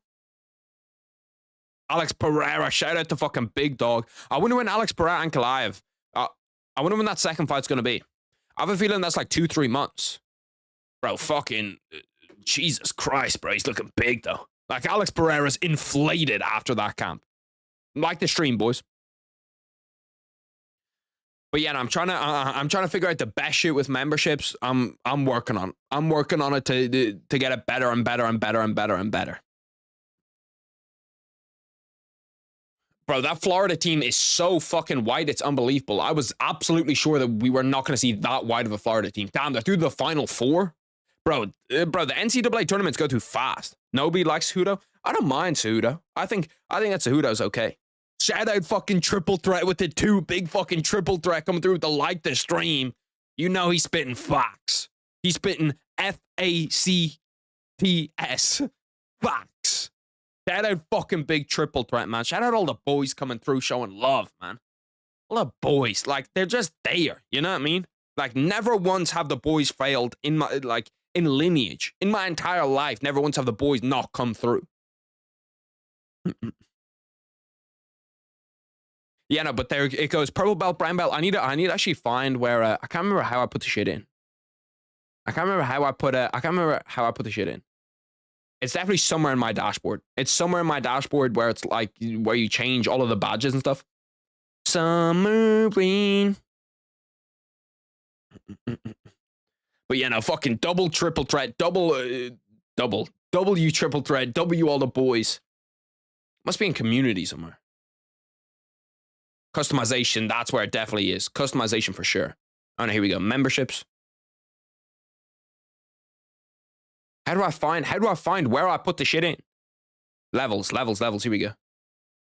Oh wait, you're talking about the highest level? Right now there's only one level. I kind of want to put in multiple different levels. Okay. So it goes 1 month, new member, you get white belt. 1 month, you get blue belt. 2 months, you get purple belt. 6 months, you get brown belt. 12 months, you get purple belt. Or 12 months, you get black belt. 24 months, you get red belt. 36 months, you get black belt with the red gi. which looks kind of fucking hard, I'm not going to lie. And I can do 48 and 60 once we get there. Harry, how much does membership cost? I'm going to renew mine soon. I think it costs $5. Costs $5 to, like, become a member. Pretty sure, at least. Or whatever 5 is in your currency. Like, I'm pretty sure it's €5 for me. Edgar Shires, bro. I can't believe Edgar Shires is this high up on the card. He's got to be fucking ecstatic. He goes from closing out the prelims on a fight night to the fight before the co-main just because Joe Pyfer pulls out. This fight better be a scrap, man. This fight better be a fucking scrap. Because this is replacing a fight that I was really looking forward to. I was low-key really looking forward to, and it's replacing that fight. So I'm kind of pissed off. Low-key, I'm kind of pissed off. 12 months get a purple belt. What kind of crappy gym is that, low-key, bro? Low-key, we're handing out belts. Can I immediately buy the highest level and not wait? Unfortunately not. Unfortunately not. Unfortunately not. That's just not how it works. It's not how it works because it's not through levels. It's just through like commitment to the grind. You know what I mean? Because it shows as well. It shows that like if you can think about it, bro, in like a year, maybe fucking 2 years, who knows? God knows I'm still gonna be here. Like you're gonna be able to show off that shit. You know what I mean? There's gonna be a lot of fucking white belts in 2 years, 3 years. There's not gonna be really any black belts. There's not gonna be any brown belts. There's not gonna be any people that have the red gi with the black belt. Like there's pretty much gonna be none of those. But we are gonna see a lot of white belts. So that's what I mean. I think it's a good system too, because it really like shows who all the boys are, who all the fucking OGs are. It's like that one symbol that shows you there right away. That's bullshit. That's how it works in jiu-jitsu too. You can't just, well, there is some places where you can walk in and buy a black belt, but 99% of places you got to earn the black belt. Yan Xiaonan on the prelims is wild. She's the #1 contender. She's not really though. I feel like #1 contender, like you can't be the #1 contender if you just lost to the champion. That's another thing I'd like to see the UFC change. Pretty much every time we see somebody lose, as like, unless it's like a super close split decision, super contentious decision fight, I hate when they just make the champion, the old champion, the #1 contender. Because most of the time they shouldn't be. They're not the guy that's next in line. Let me grab water really quick.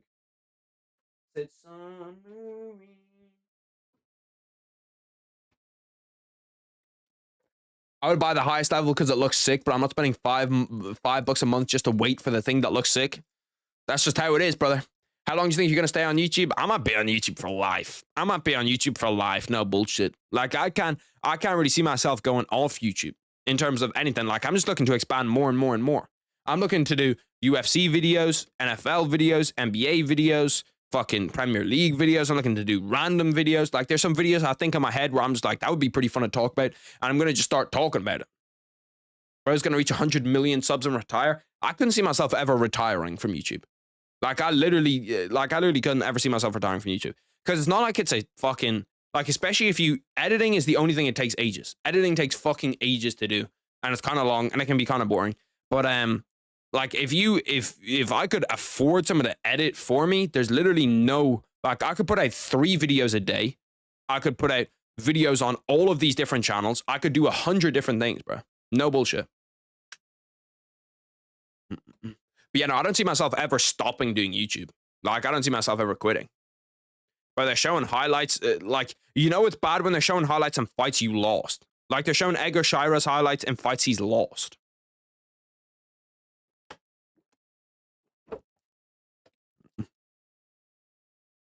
But yeah, no, I do actually think I didn't even think about it when I was doing it. But the belt system low-key kind of lines up well with like who's an OG for the fucking boys. Sure, should I introduce multiple levels? I'm thinking about doing multiple levels now that they're saying it. Because I kind of want to start putting out more members-only videos too. I feel like maybe one members-only video a week. The one that I was going to do today that I was just going to whack out as a members-only video is I saw Khabib do his top 15 list, his top 15 all-time list, and I was going to just put out a reaction to that as a members-only thing. We need you to grind for like 6 years and become the Irish guru, and I need to be credited as an OG. It's 6 years. It's not even going to take that long. You give me a year and a half, we're going to be there. All I need to do is start to get better at editing, start to get better at thumbnails. By the way, do you boys like the old thumbnails or the new thumbnail style? Because I've been trying that like dark mode thumbnail style. Essentially what I want it to look like is like there's no thumbnail really, and it's just like the fighters popping up, because in dark mode it's the same color as the thing in dark mode. But But I've been trying out a few different things. If you boys like the old thumbnail style shit, let me know. And I can go back to it. I've been watching for like a year, but I only got a membership a month ago. Shit. Even by then, even in a year's time, bro, we're going to see who all the real ones are. You know what I mean? I'm an OG. I'm just not rich. Damn. It's tough. Guru been on YouTube for 7 years. How's he that? That's hella long. What age is Guru? What is he, like 27? He's got to be pretty old, right? MMA Guru age. The MMA Guru. He joined YouTube. Damn, he joined YouTube in the year 2017. That's fucking crazy. It does not have his birthday. What, does he never... Does he just not talk about his birthday? Does anybody know what age he is? Because I have zero idea what age he is. He's probably like what? The MMA Guru Limited. Shit, I can see his fucking tax reports and everything. What the fuck website is this? I just pulled up I just pulled up his entire fucking... I just pulled up his entire lineage, bro. Oh shit, that's his address. I'm not trying to dox that. What the fuck? Bro, what is this website? It's just got everything that Guru has on it. Bro, someone's gonna have to hit him up about this website. This is just when I searched up his age. I'm not sure if that's his actual address. I've got to see if this is an actual address before I pull this shit up. Because this does not look he might want to get this shit like reported or something. I don't fucking know. No. This is an accountancy firm. Okay. So it's not his actual address. Okay, we're good.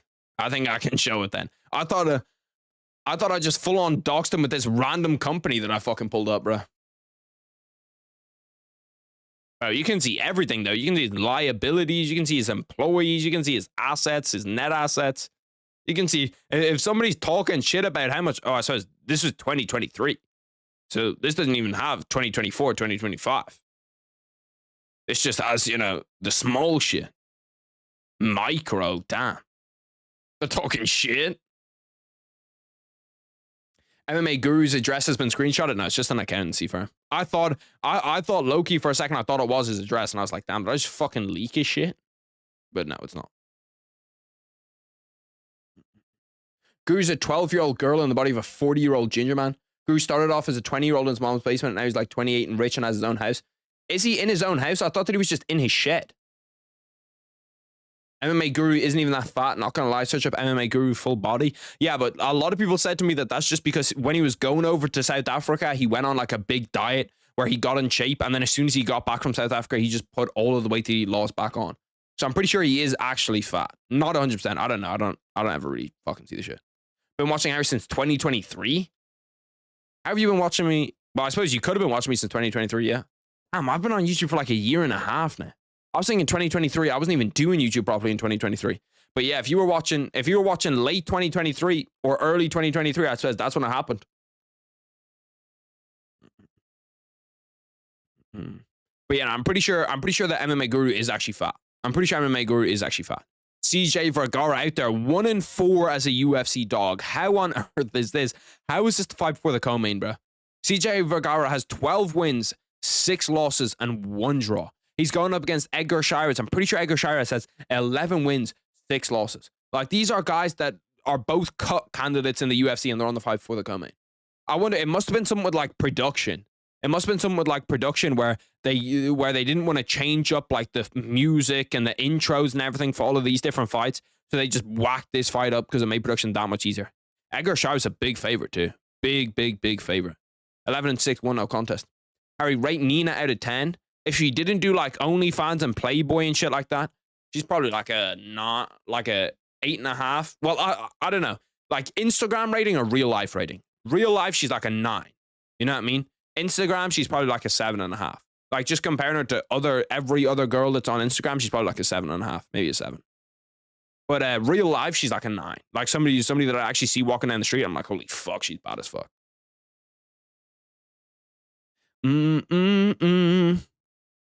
This fight is about to begin though. Let me pull back up the timer. I was watching mid 2023, like I just watched on my recommended, but when you did the 296 watch party, I became the consistent viewer. 296. When was 296? That was, I know that was Strickland. Why is it showing me? Oh, okay. It's over here. Where's my timer? Bro, I lose this fucking timer page every 2 minutes. Where is the timer gone? Timer. Bro, how have I lost a page of a timer? Okay, let's get a new one. Let's get a new one. Fuck it, man. We'll get a new one. She's like a 7. You guys think she's a 7? I think 7's, well, like, yeah, I suppose if you're comparing her to other girls on the internet, 7's kind of valid. If you're not comparing her to other girls on the internet, 7's crazy. I forgot that I have to go find that exact window. I don't know which fucking one it is. This one? No. No. Bro, this is so fucking difficult. Is that the right one? No. Yeah, that's the right one. Bang, we found it. We found the correct window. Okay, let's go 3, 4, 5. Bang. Okay, we're good to go. I appreciate the tune. If you're having brownie, cookies, and milk, bro, that's fire. Bro, I was having some chocolate biscuit squares, bro. They were fire, bro. Like some chocolate biscuit cake. Chocolate biscuit cake is so underrated. Like, it's just a combination of two things that are so simple but work so well every time. You can't make a bad chocolate biscuit cake. You literally cannot do it wrong. You can't make it badly. It always fucking hits. Like, there's just nothing bad about chocolate biscuit cake ever. Lock in, start cutting right now. Get ahead of the game. Put the milk and cookies down. Now, before the cut, you always gotta indulge. You know what I mean? You always gotta have one huge takeaway before you start cutting, just to get it out of your system. It's gotta be a take. Oh, damn. Oh, yeah. CJ Vagara's hurt. CJ Vagara's hurt. Edgar Shira's walking him down now. 3 minutes left in the first round. You got a long time left in this first round. If we could see a round 1 KO here, a round 1 finish, I'd take all my words back about this fight.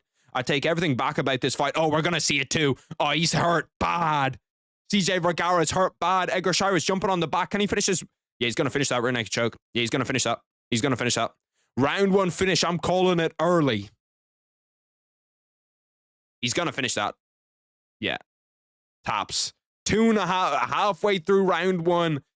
Bro, what a dominant fucking performance from Edgar Shira. Holy fuck, he came out there, looked good.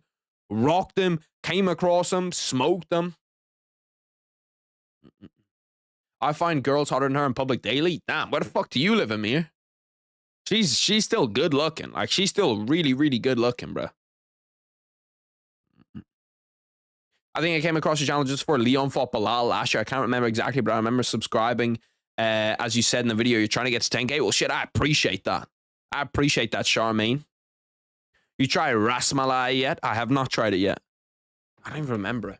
See, like, the thing is, that's the type of thing where I've got to, like, look up on Deliveroo and find it midweek. Find it midweek. Rasmalai. It sounds like some shit that's hard as fuck, though. I'm not gonna lie. It's some Indian dessert, bro. It looks kind of fire. Bro, you know what I'm going to try this week? I'm going to show you them. I'm going to try them this week. I have to order them at some point. This kind of looks like them, which is why I brought them back up in my head. I gotta try to remember that. Let me just look up fluffy pancakes. It's this, like, Japanese place that does these super, super fluffy style pancakes, like these right here. It does these super, super fluffy pancakes, and they do, like, Oreo versions of them. I actually remember what the place is called. I remember what the place is called. It's called, like, Ali Kang. Ali Kang Dublin fluffy pancakes. Kakalang, that's what it is. Kakalang. Bro, it does these pancakes that just look so unbelievable. Like, look at these pancakes right here. Do these not just look like they're literally the greatest thing on the fucking planet? Holy fuck, they look so good, bro. They look so unbelievably good. I'm going to order those this week. I know that they're going to be fire as fuck. That just reminded me of them. I said submarine. What would you rate the card so far? What would I rate the card so far? It's actually been good. It's been good because I was complaining about the card when I started. It's actually been very good. That Raul Rosas Jr. fight was super, super interesting. That was a close fight. That was just a dominant performance by Edgar Shira. We've had a lot of finishes. It's low-key been a fun-ass card, bro. It's low-key been a fun-ass card. The only problem is that the UFC don't like fun. They like to ruin fun is actually one of their #1 goals. Every time that they set out to, you know, do an event, they're trying to ruin as much fun as they can. So instead of us just powering through and getting all of the fun fights that we've had and keeping it going, we're going to watch now literally years of promo because we are at the co-main event and the main card has been on for 2 hours. So we are going to get an absolute piss ton of promo before the co-main and main event, which, you know, I guess ebbs and flows. You want finishes, you want finish. They look like goo. Bro, they're so unbelievable. Like, I haven't tried them and I know that they're going to be fire. I haven't tried them and I know that they're going to be fire. Don't say the whole sentence. I live in Boston. I might be going to Boston. I know I was talking about that last week. I'm definitely going to end up in Boston because my cousin's going there for college. So I'm 1,000% going to go over and visit him. But shit, if I could live over in Boston, that'd be sick. If I could get over there for like 6 months, live, make videos, that would be fucking fire. Every finishing sequence, Harry talks about NCAA or some random crap and misses half the sequence. Yeah, that's dead ass. Bro, I dead ass have the worst timing of that shit. That happens all the fucking time. Pretty sure I missed the Sean Brady Leon finish. I missed that one. I missed the one. Well, I didn't miss the Rosas Jr. one, but I missed a really, really close boogie choke that he had. There's so many that I fucking just missed just because I'm looking at other shit. Always undefeated in picks when it comes to fight nights. Never when I do the 5 for 5s. I've missed the 5 for 5s too, bro. I've missed the 5 for 5s with all the boys. All the boys getting in 5 for 5s. I've missed that shit, bro. Really missed that shit with the pay-per-views. Really missed that shit with the pay-per-views. You think Steve Erceg could KO Moreno? Nah, I don't think so. We were talking about this earlier. I honestly think even if he hits him with a fucking flying knee right to the dome, I don't think he KOs him.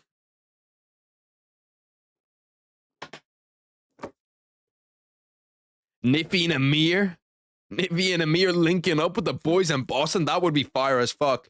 You gotta send a little group photo if you boys get together. Gotta send a little group photo. If I go over to Boston, me, you, Niffy, all the boys just chilling, that would be kind of fire. Get a little watch party with Niffy in the back.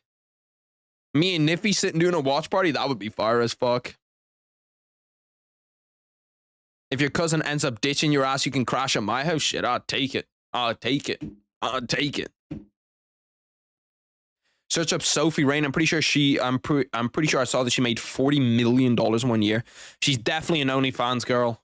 See, I think with all those OnlyFans girls, I think they say that just so people are like, 40 million? What could she have? What could she be showing on her OnlyFans? And then people just start like tweaking. I don't think that they're actually making that much money. Like, I'm pretty sure that they're not. Maybe they are. The only person that I kind of trust is Corinna Koff. Because Corinna Koff was like, she had juice, bro. She had a lot of juice when she started OnlyFans. She was like the OG to do it, where everybody was like looking at. She was like the OG celebrity to do it, where she just made a shit ton of money. Because that was crazy. That was like peak COVID times where like this celebrity that was once on a Netflix TV show started an OnlyFans and everybody was just like, I need to see this shit right now. I need to see her OnlyFans immediately. This like random celebrity that was on one Netflix movie that grossed 1.5 million and Netflix took off the next week. And everybody was just like, oh my God, she's famous. Let me see it. I'm not gonna lie, bro. There's certain people on this main card that just need to get cut. If you're getting dominated like that by Edgar Shirez, you need to get cut. Imagine my goofy ass with Niffy in the background of a watch party. That'd be fucking funny as fuck, bro. That'd be funny as fuck. I started watching because I saw a video one day and then he's been on my homepage since. Shit. I appreciate YouTube for helping me out with that one. Throw me on the homepage. Throw me on all the boys' homepages.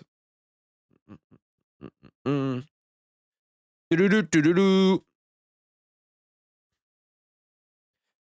look at how much time they gave him on the mic. Look at how much they're fucking giving him. You know that they're struggling right now.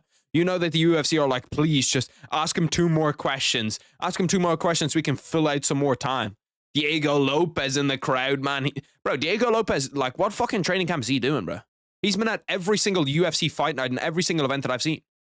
How much training is this guy actually doing? He's just showing up to UFC events. Jiu-Jitsu live stream against Niffy. That would be kind of fire, bro. Me and Niffy rolling together. That's what I want to do. If I ever have a UFC fighter, like if I'm ever fucking around with the UFC fighter and have them on the channel, I honestly don't even really want to like just do like a normal video or a normal interview with them. I'd love to roll with them first. Like, I'd love to roll with the UFC fighter, record it, just fuck around in there, and then maybe do some shit after. See, the paradox of time means reality bends when perception shifts. If cause and effect collapse, the truth exists is in both certainty and contradiction. That's why cereal is the ultimate evening snack. Is the ultimate. No way I read all of that perfectly. And the thing that fucked me up is that's why cereal is the ultimate evening snack. There's no fucking way. I just read that all. I love Harry because it's just his face and some random footage. It's not like a white background like literally 99% of other YouTubers. Yeah, I don't really understand how that works. I'm not gonna lie. I don't understand how that works. I suppose it's just like kind of random shit like that happens, but like I don't. Maybe I've got too much fucking ADHD, but I can't stare at like the same screen for like more than 5 seconds. It's why my videos is like 3 seconds video, 2 seconds video, 3 seconds of me talking, 3 seconds. So, something else. Because like if I sit there and stare at this same fucking screen for like 30 seconds of the same like white screen of just, I don't know, whatever fight's going on, I'll just like, I just can't do that. I'll just be like, oh, I'm bored now. And then just click off. Like if fish could text with the ocean, even have Wi-Fi, that's why triangles taste better on Thursdays. I actually disagree. I think triangles taste better on Tuesdays because you have that choose and that try. You know what I mean? They kind of link up better. Pretty sure some little loaded shit donated like 1 million in a year, bro. If you're donating 1 million a year to Sophie Rain and she's not just letting you hit, like you're tweaking. Like, do you know how many fucking elite Instagram baddies you could get? Like girls that are way badder than Sophie Rain, that if you're giving them $1 million, they'll let you hit, brother. They will 1,000% let you hit. For a milli, I'll let you hit. Fuck it, shit. Call me. For a milli, I'll get a girl for you to hit. 1,000%. Badder than Sophie Rain. I'll put my life on it. She called tuna. Do I call tuna? Yeah. Why? What do you call it? Tuna? No, it's not tuna. It's tuna. It's not tuna. I don't care what anybody says. It's not tuna. It's tuna. If the gradient needed to nail in the block of the part of a house post is extremely near, why the position of a goldfish when the running goes southwest during a solstice? What the fuck is a solstice? I see that word a lot. Where it's like, I know that there's winter and summer solstice, but does that just mean like does that just mean like the earth is moving a lot? What the fuck does that mean? The time or date twice each year at which the sun reaches its maximum or minimum declination, marked by the longest and shortest days of the year. It's kind of crazy that the longest and shortest days of the longest and shortest days of the year are the same every year. That's kind of crazy. Wait, you said Prada's Neil is cancelled? No. Prada's Neil is cancelled? Let me see this shit. Please don't tell me Carlos Prada's is out. Please tell me that you can at least get Carlos Prada's a different fight. I gotta look this up. You better not be lying to me. I better not be getting fucking lied to right now. I'm gonna lose it. Oh. It was on the fucking broadcast. Neil is injured, has been pulled from UFC 314. We have some big news on Carlos Prada's in the weeks to come. Neither will compete. Bro, this is what I was just fucking talking about, bro. I was just talking about this shit. I was like, all of these cards look sick if the fights actually come through. If we actually get all of these guys to make it to the fights, all of these fights look sick and we fucking lose a fight after I say that. This is bullshit, man. This is bullshit. Fuck, man. Who else is on the main card then? To be fair, like the main card still looks really good. They just bumped two. Who got bumped? Jair and Patricio Pitbull? I can't fucking believe that, man. Damn. Well, I hope that they find Carlos Prada something good. Where can he go after that? Because they're not going to put him on here. This is actually a really fucking good fight night too. Hold on, the UFC might be fucking cooking in the second half of the year. Maybe I judged the UFC too fast because they might be cooking in the second half of the year. This is a good fight. This is a great fight. Is there any other good fights on this? Is there any other good fights? This is actually a good fight. Daniel Marcos, Montel Jackson is actually a very good fight. Thomas Peterson, Dontel Myers. Yeah. Someone's going to get KO'd. That's a good fight. Ryan Loder, Asmat Pakoev. Yeah, Loki, that's a good fight night. 315. They're not going to put him on 315.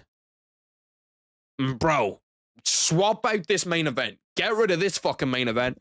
They must have not heard me when I said no 125ers, no heavyweights, no women's MMA. I'm fucking sick of women's MMA, man. Get rid of it. No, make that Carlos Pradas. There you go. You've immediately found your replacement. Carlos Pradas against whoever you want to give him. Right there. Imagine going to a strip club and still having the nerve to call yourself a man. Well, I feel like you can still do it, you know what I mean?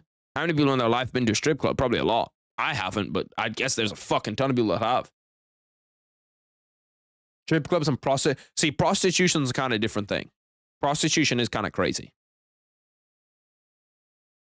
Sophie Rain says she's a devout Christian. Like, does she know her job? Yeah, but see, people just say shit like that for impressions. Like, there's no way that she's not saying that shit for impressions. They just announced on the broadcast. Damn. Bomb. Big time bomb from Niffy, bro. The big fucking dog. The big dog. The goat right back here, bro. Niffy, I don't know what I can do for this guy. I've got to do something for Niffy. We've got to have something. Niffy, I might have to fly out for your fucking amateur fight. Bro, I wish you weren't in America where I needed a fucking visa to get there. Because low-key, if you were in England, no bullshit, I'd fly out for your fight. No bullshit, if your fight was in England, I'd fly out for that shit. Niffy with the fucking big 20 bomb. Damn, splash. Hiroshima bomb. I appreciate you, Niffy, brother. I appreciate you, Niffy. The real fucking goat, bro. The real GOAT. Niffy showed so much fucking love, bro. Every day, every live stream, every night, Niffy shows so much love. Get a fucking W Niffy spam.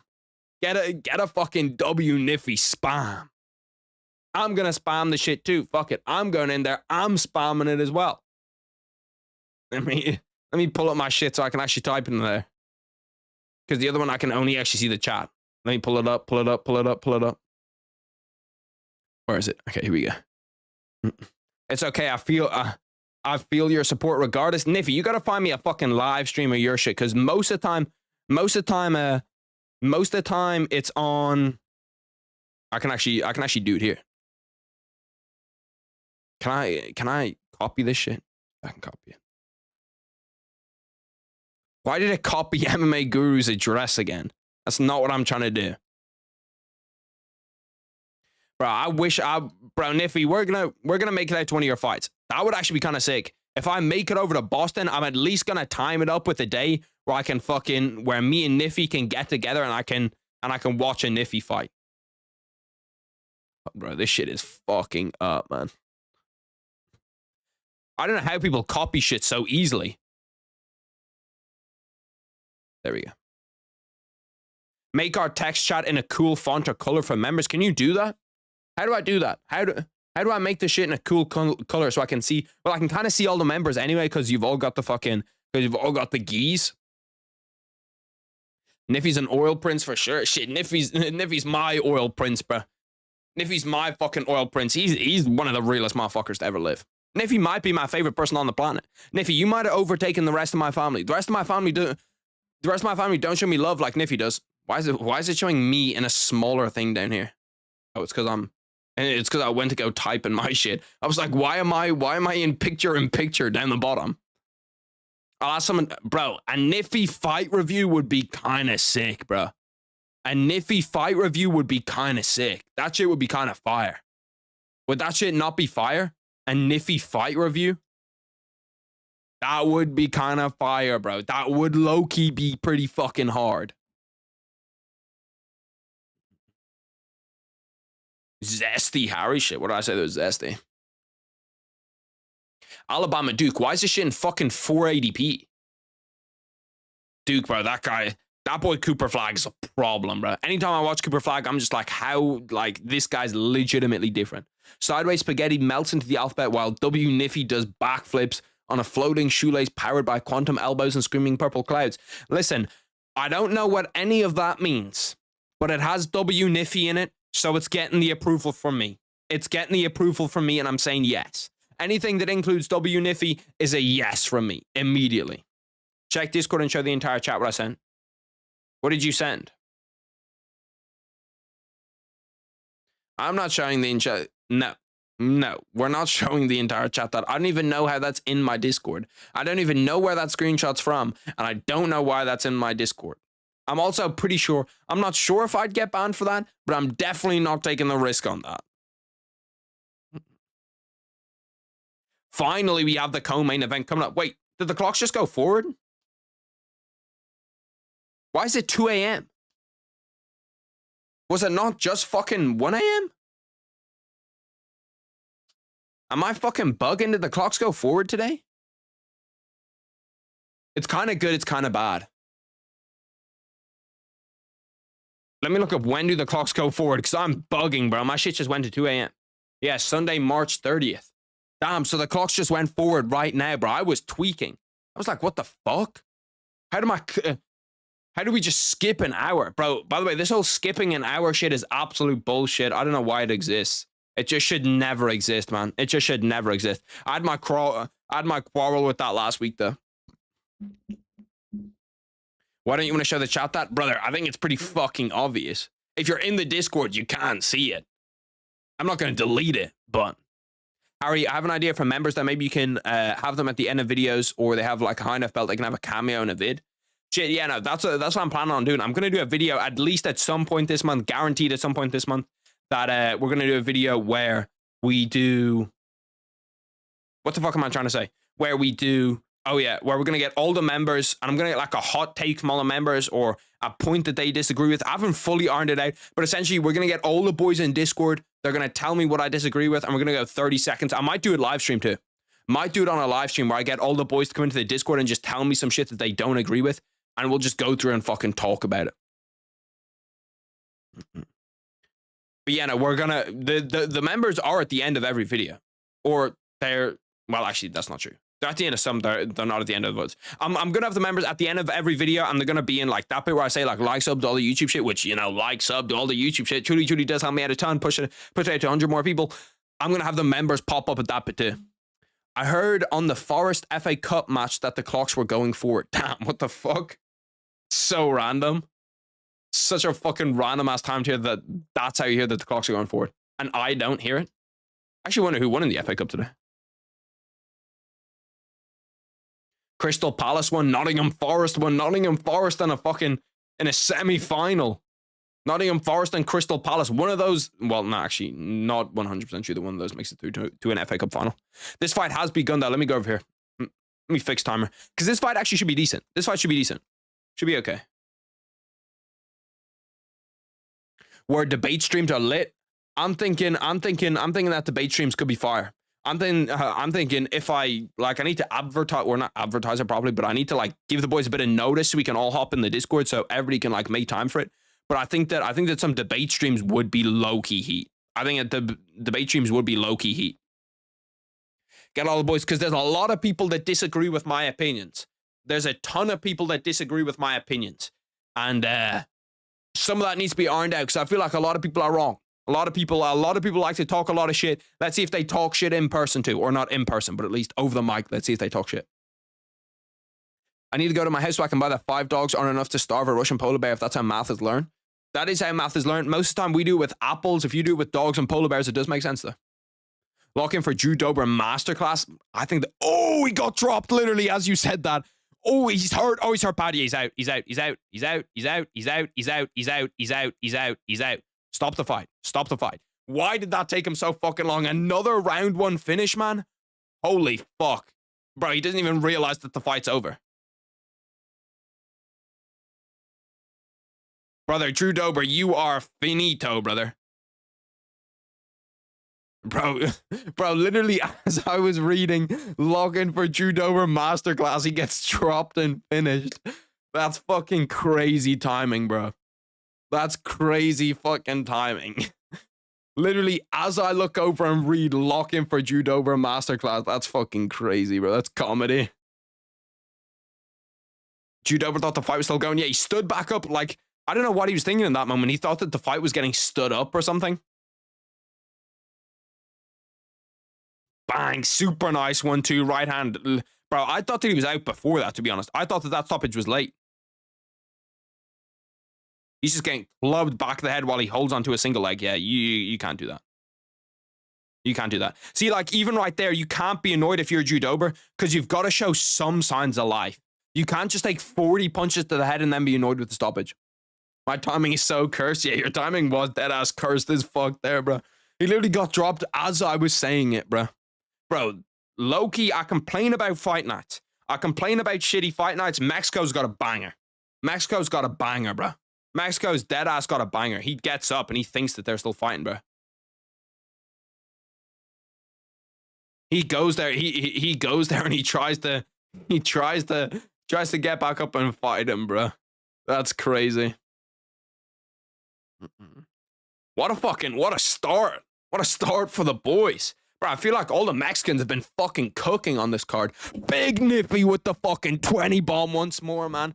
This fucking guy Niffy's going insane, bro.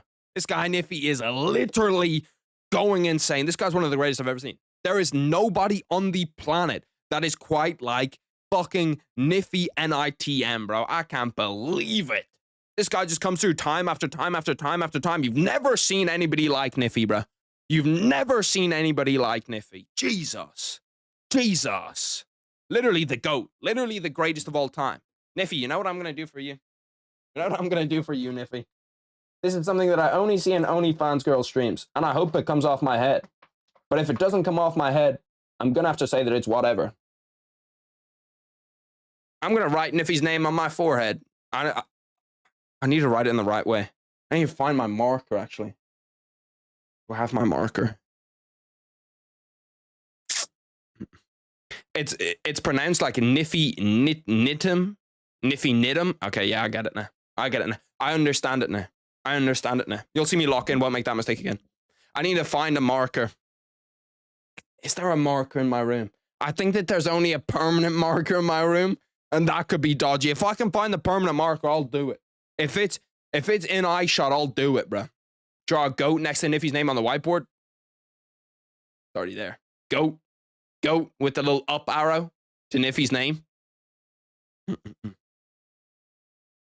I officially give you the right to the name Goated. Niffy Goated. Niffy Goated would kind of go hard too. Missed it. Damn. Yo, I missed so many KOs. That one I actually caught. That one I nearly missed. I was looking across to the right and then looked back. Niffy bought a Harry like it's the 1800s, bro. Niffy low-key has me under lock and chain. I'll do whatever for Niffy. I'll catch a body for Niffy. No bullshit. Me and Niffy are locked in that tight. Niffy, you ever need an alibi? I've got you. I'm your man. You ever need somebody to bury a body late at night? I'm your man. Yeah? You just call me up. You just hit my phone. We'll make shit happen. Don't worry. We'll make shit happen. We'll make shit disappear. I thought it said Giat. No, that's crazy. Just as your dog to ride it in fucking what? Blood? That's the problem. I don't have anything to ride it with.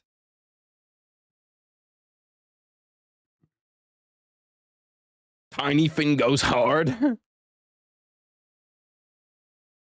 Summer, bro, that fucking Summer Rain song is stuck in my head. Larry June's low-key stuck in my head. I hate you, Dober. He's such a fraud.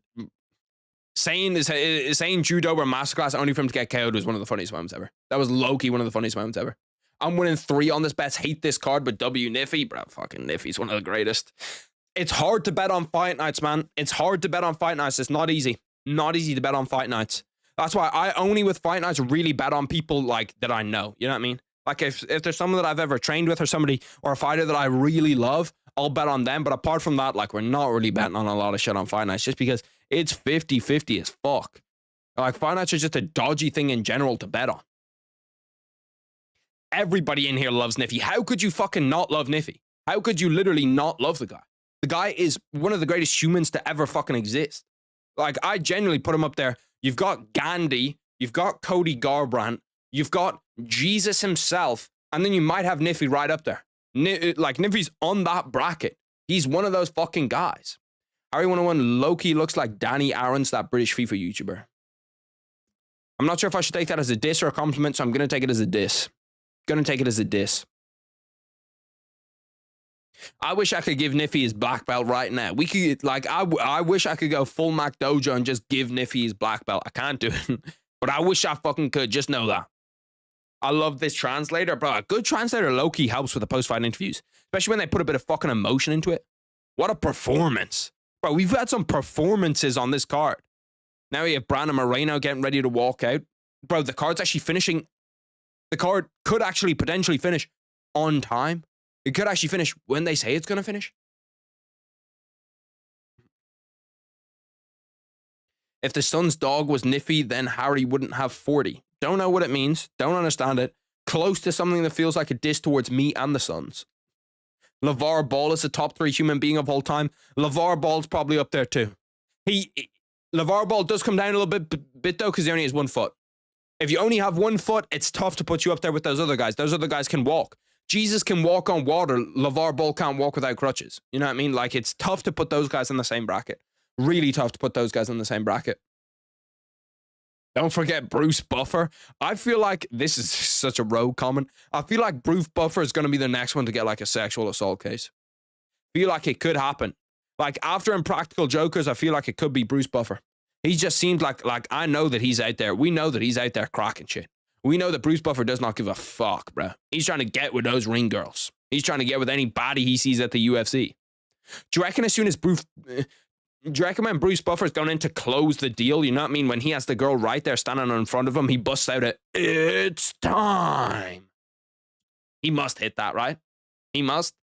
It's only 9:15 over here. You're fucking lucky, bro. You're lucky. It's 2:20 in the morning for me right now. 1 foot is based, though. It is kind of based. 1 foot is kind of based. But I don't love it that much. I don't love it that much. I'd rather 2 feet. And I'd rather someone being able to walk on water. I'd rather someone being able to walk on water.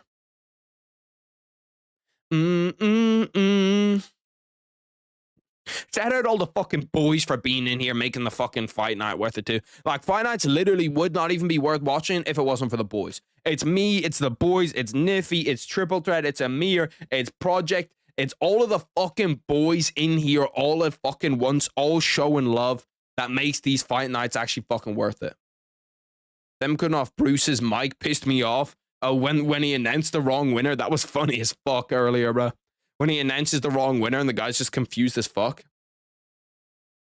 If Erceg gets a round 1 or round 3 KO, I'll dono whatever Niffy wants. Whatever Niffy wants, that could be a fucking big time number. I don't know if you've got Niffy bread.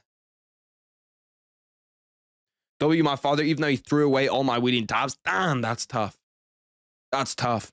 Shout out Niffy's dad, though. Shout out Niffy's dad. If it wasn't for Niffy's dad, we wouldn't have Niffy, so he might be one of the most important creators of all time. You know what I mean? He's Kevin De Bruyne level of creator. That's what he is. He's that good. He's prime Luka Doncic. He's prime Rajon Rondo. Rajon? Bro, why do I feel like I'm saying that fucking first name wrong? Rajon Rondo. Who'd you pick to win in an MMA fight right now? Mike Tyson or Dana White? Shout out fucking Project for the 5. First of all, before I say anything else, shout out the fucking guy Project. Shout out the boy. Yeah? W Project. He's come through. He showed major love. Project has showed major love today. Lots of love being shown by Project, so shout out the fucking kid. Yeah? Who would win in an MMA fight? It's a good question. There's a lot of stuff to consider. You look at Dana White does have some sort of jiu-jitsu experience. Dana White is on TRT. Dana White's jacked as fuck. Mike Tyson is pretty fast, though. Mike Tyson's boxing is way better than Dana White's is going to be. I'm going Tyson. Even in MMA, I think I'm going Tyson. I think that Tyson gets it done. And I think he gets it done probably via KO. Has anybody ever told you you look like Carlos Pradas? Nobody has ever told me that. You are the first person ever. Mike Tyson by ear bite. Bro, every time I see that ear bite, it just gets crazier and crazier. Like thinking that he was in the state of mind where he gets in a clinch with somebody and then he just takes a chunk out of their ear. Mind-blowing to me. Summer rain. Bro, they're showing this Brandon Moreno promo of him just beating the fucking dog shit out of Amir Albazi. Holy fuck. Brandon Moreno is so good. Like, the guy is a beast. That 125-pound division is heating up, man. That 125-pound division is heating the fuck up. Like, I really wouldn't mind. I'm surprised that there's not as much buzz talking about Brandon Moreno getting a rematch. I suppose when you lose to Roy Val, you're not going to get that much buzz. But, like, he was... Brandon Moreno, that first Pantoja fight was super close, man. That was super, super close. 25 Niffy's like 96 Jordan. He's like 96 Jordan. He's like 2013 LeBron. Like, he's fucking different, bro. There's very few on the planet that have ever been like Niffy. Literally very few on the planet that have ever been like Niffy. I don't like. I'm gonna need to get a fucking nifty memorial back here at some point. Some people have the like the Ganesh memorials, like Apu does in The Simpsons. We're getting a fucking nifty memorial back there. Albazi's a bum. I do think he's a bum. He's a bum. He robbed Kai Kara-France. He's kind of fucked up that 125 pound division because he robbed Kai Kara-France. Like, if Kai Kara-France does not get robbed in that fight, the 125 pound division is probably in a better space. It's probably in a better space. March Madness. I don't know how many times I've looked that up this year. Reminder, we are in the Apex next week, and that just ruins my day. That just ruins my day when I hear that, bro. I swear, UFC fighters perform 15% better in front of a crowd. Like, there is way more KOs, there's way more finishes in front of a crowd. I feel like I'm not bugging with that either. I feel like there is legitimately way more finishes in front of a crowd. Bro, the fucking March Madness games are heating up too, bro. You have Houston, Tennessee tomorrow. You have Auburn, Michigan State. You have Duke, Alabama on right now. There's a chance that probably for the first time in NCAA tournament history, we see only 1 seeds inside the next round. That'd be kind of crazy. Niffy versus 500 in Ganos. Let's just say we're going back to the 1800s. That's fucking crazy. I want to root for bedtime MMA, but I have to pick Moreno for this one. See, I'm picking Moreno too. I just think Moreno's the better UFC, like, he's just a better UFC fighter. I think that Erceg had his moment. It's crazy to think that Erceg could potentially be like the number 10th ranked 125er on the planet when he was a round away from beating Pantoja. Like, if he wins that, I think it was the 4th round that was close. If he wins that round, he's a UFC champion right now. It's crazy that kind of like 50-50 shit inside the UFC. How our round makes that much of a difference. Who pulled out? Pradas versus Neal. Jeff Neal pulled out. Apparently he's injured. Jeff Neal has some sort of injury. I wonder who they give Pradas next. Boys, who do we think that they give Pradas next? Who do we think that they give Carlos Pradas next? Steve Erceg is walking out, by the way. We're getting the Steve Erceg walkout. There are definitely statistics for UFC fighters performing better in front of crowds. Like, they must. Like, I'd perform better in front of 30,000 people screaming and roaring at me rather than me just being in there with like 40 people. I'd 1,000% perform better. You get the energy from the crowd when you land a big shot. You're more incentivized to go for the finish because you hear like the entire crowd screaming when you actually hurt somebody. Whereas I feel like a lot of the time we'll see in the Apex, they'll hurt someone and then they'll kind of like step off the gas a little bit. Share the rankings. Good point. It's a good point. That's good comms out of you. That's good comms out of you, Messi. UFC rankings. Flyweight, yeah, we're going to end welterweight. These are the welterweight rankings. Who could I see possibly getting there? MVP would be fun. MVP would be really, really fun, but I feel like you don't really want to do Pradas MVP. Wonderboy would be fun. Apart from that, like, I feel like you kind of want to give him a striker. Luque would be okay. They're not going to do Morales because that's 2 prospects. Jeff Neal really was the perfect one, wasn't he? Jeff Neal was the perfect one to elevate him into being like in this bracket here. Because if he smokes Jeff Neal, you can warrant putting him at... How is Ian Gary at 7, by the way? Ian Gary shouldn't be at 7. You can warrant putting him into that like Ian Gary, Joaquin Buckley kind of bucket. But I think that they're probably going to do either Wonderboy or MVP. Well, MVP look good at 85. I feel like Wonderboy's the guy. Wonderboy or Luque for me. Leal versus Prates. See, I feel like that's just an awful matchup for Prates, though. Like, Carlos Leal's just jacked. Has Wonderboy ever been tit for tat outstriked? I don't think so. He has been knocked out by Joaquin Buckley. Joaquin Buckley knocked him out. Shavkat choked him out. But I don't think in terms of like pure striking, I don't think he's been actually fully outstriked. Give him Mario Bautista. I'll be worried about that matchup for Carlos Prates, bro. Mario Bautista's not a good matchup.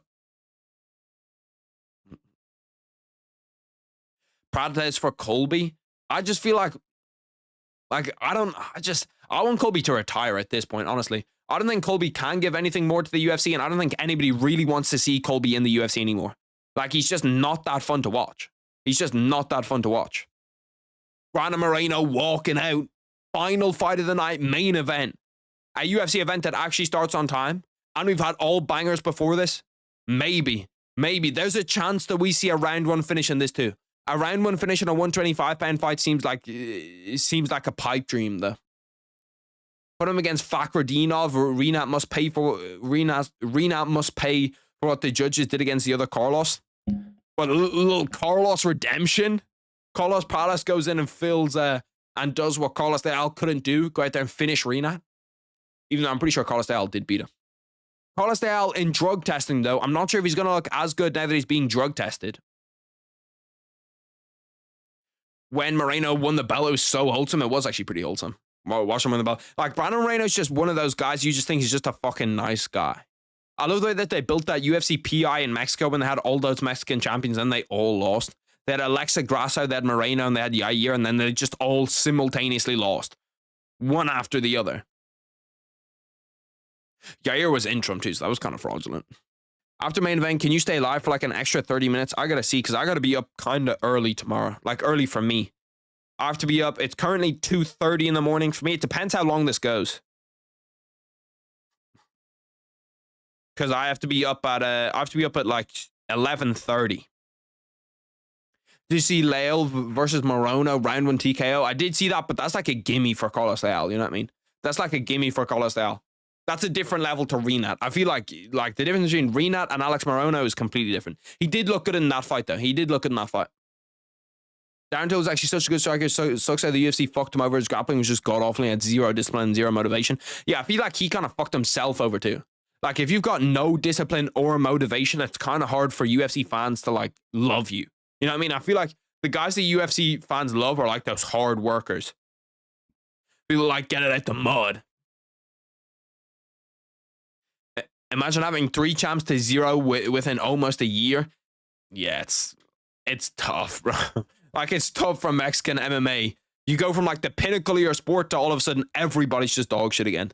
Moreno shorts are cool as fuck. Bro, I put them in S tier when I was doing my, or I might have put them in A tier when I was doing my shorts tier list, my custom shorts tier list, and I was getting torched for saying that.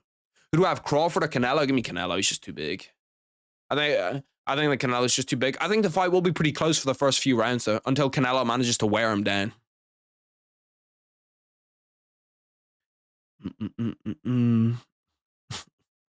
Darren Till might be legit the only person to tit for tat outstrike Wonderboy. Bro, Darren Till in his prime, like, people look at him as a meme now, but Darren Till in his fucking prime was a monster, bro. Like, Darren Till in his prime was so good, bro. He was so good in his prime. They're showing, bro, every time I see 3 judges for the UFC, I just think to myself, it has to be 5. Like, why is there not 5 judges for every single UFC event? It makes so much more sense than 3.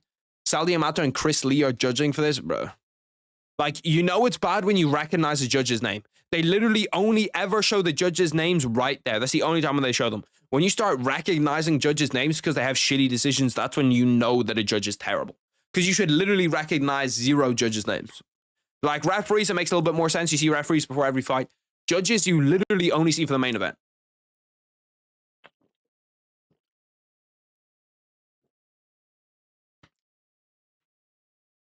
Imagine they did crowd scoring, bro. Conor McGregor would never lose a fight, bro. Conor McGregor would never lose a fight if they did crowd scoring.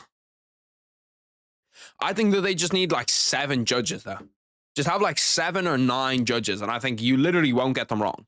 Like, the chances of 2 people giving the wrong scorecard, pretty high. The chances of 5 people giving the wrong scorecard, much lower. Much lower. It's like when you see that shit of it's like, oh yeah, if I give you 1 cent that duplicates for 30 days or 10 million, which one would you rather? I would be like, yeah, give me the fucking 1 cent. Or like, you would think, give me the 10 million, but the 1 cent is way better. It's the same thing with the chances of you getting shitty scorecards with 3 judges and with 9. Yeah, only the main event. Like, these are the people y'all will be ready to blame. Yeah, that ass. We also, bro, we need those fucking post-fight interviews. I genuinely believe if they got a random drunk guy from the crowd and said, here's $50 to watch this fight and tell me who you think, wouldn't he do a better job than good amount of judges? He probably would, bro. Like, most of the judges are just random people, bro. Like, they're just random people, and you can't have that in the UFC. You can't have that in the UFC. Like, you don't have that in any other sport. Imagine the fucking people watching the NFL or the NFL referees didn't know shit about the NFL. You'd be like, wait, hold on. You've never played American football in your life? You've never watched the NFL and you think that you can judge the sport? Like, how is a judge that's never grappled in his entire life managed? how is he gonna judge black belt grappling?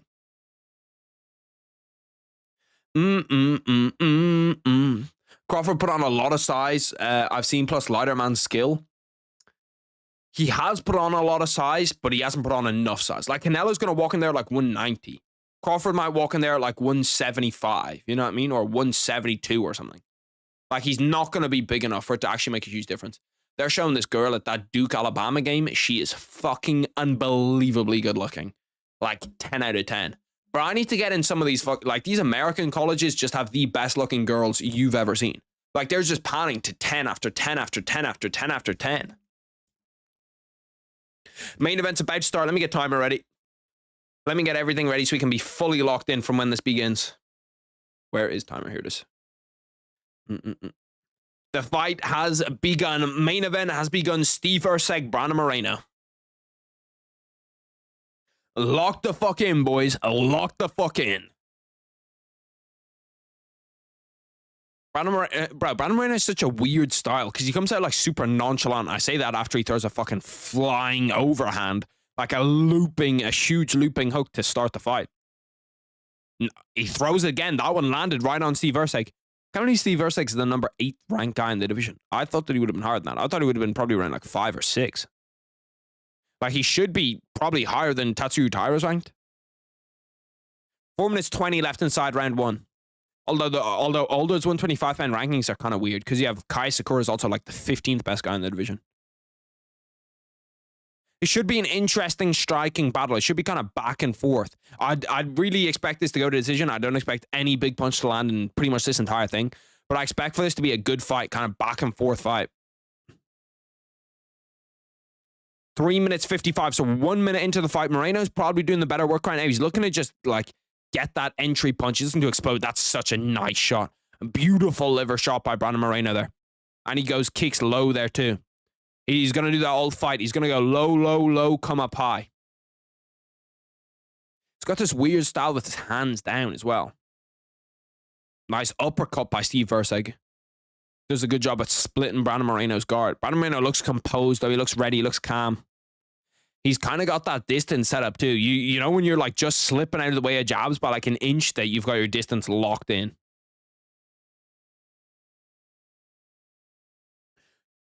Just dropped 50 on Moreno, so if Erceg wins, not good. I like that bet. I like that bet. Triple threat. I love that bet. Nice little overhand by Moreno. That overhand's working. That little kind of wild left overhand. Oh, 1-2.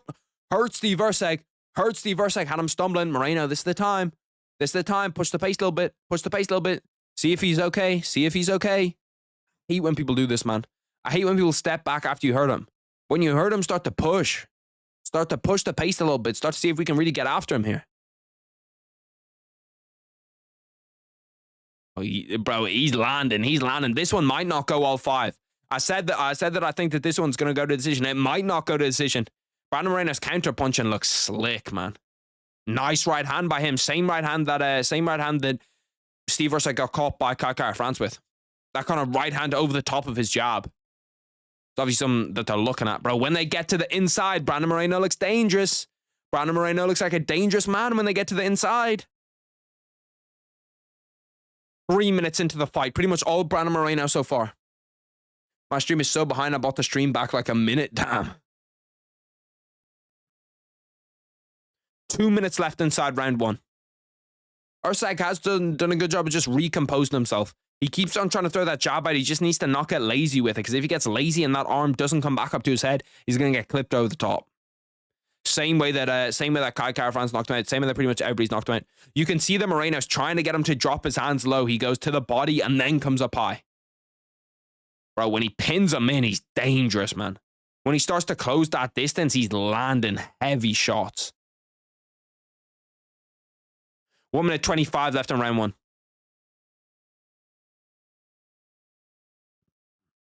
Brandon Moreno, 16-31. Steve Erceg, 9-44 on significant strikes.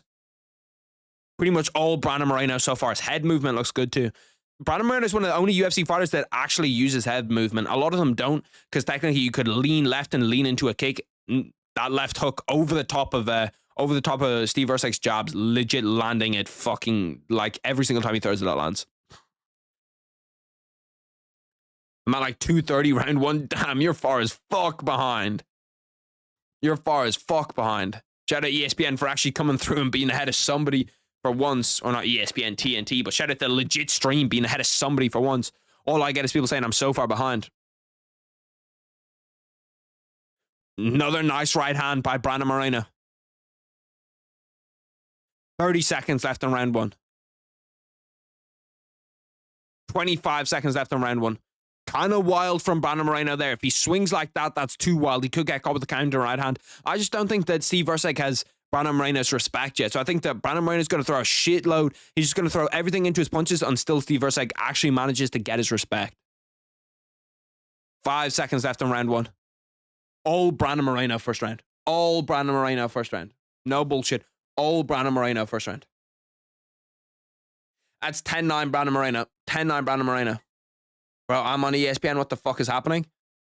Like, it's just fucking awful. The streams are just awful. My round just ended? Yeah, it's literally the same as me. You said that as my round was ending. I just have bum internet. I don't even feel like it's your internet. I feel like it's just ESPN just stinks, man. Like the legit streams are just always fucking awful. They're always super far behind. Like, even my ESPN Plus, if I went to that right now, I guarantee you it would be ahead. I guarantee you it would be ahead. Could have been a 10-8 for Brandon Moreno. If he started to, like, follow up when he actually hurt Steve Erceg, if he followed up, that could have been a 10-8. No bullshit, that could have been a 10-8. Super nice liver shot by Moreno. Bro, that right hand, he should have followed that up. He had Steve Erceg wobbling. I feel like he's a little too calm. A little too composed, though. When he's catching him clean, bro. Like, if you're catching the guy clean, start to follow in. We've seen that he is a little bit chinny. We've seen that Kai France was able to knock him out. If I was him, I'd really want to test that chin. I'd really want to make sure and see that that chin's okay.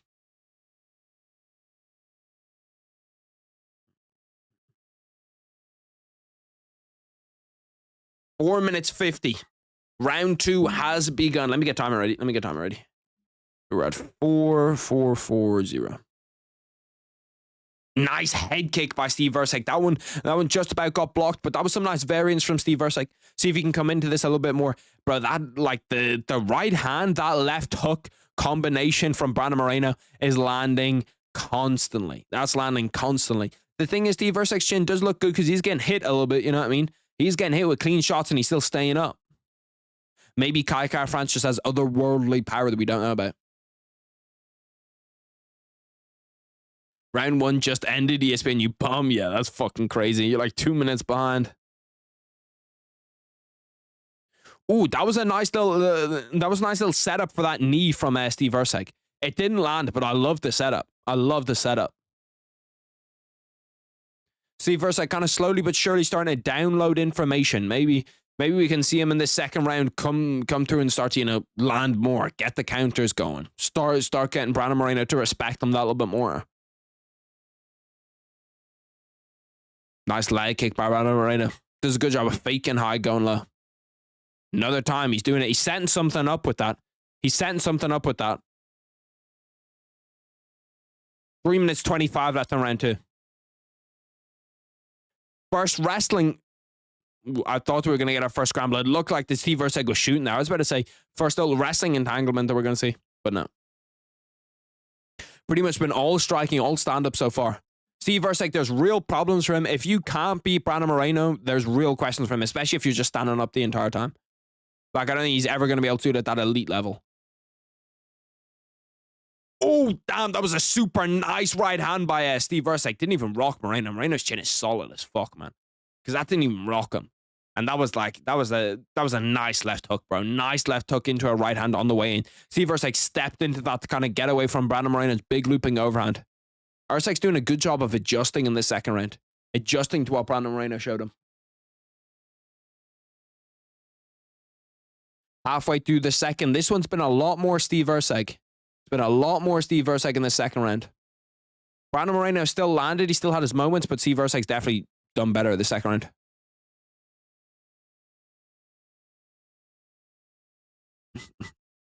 And he's doing a good job of keeping his hands high. Now, anytime that Moreno comes through and he tries to, you know, like, slip and get around. Ooh, first shot for Brandon Moreno defended by Steve Erceg. But Steve Erceg's doing a good job of just like downloading the data and just changing what he does, just going to plan B. Like plan A wasn't working in the first round, he's getting smoked. Now he's changed what he's doing. He's changed what he's showing him. He's changed the look he's showing him, and he's changed what he's doing defensively. Brandon Moreno doing a good job with that leg kick. He just put fucking 400% of his might into that leg kick. Holy shit. That was a beautiful right hand by Brandon Moreno. That one hurt Steve Erceg a little bit. Brandon Moreno just isn't going in for the kill, man. Like, he's hurt. He's hurt. I'm not sure if Brandon Moreno doesn't recognize that or what's going on. But you can see that Steve Erceg's definitely hurt. You can see he's rocked a little bit.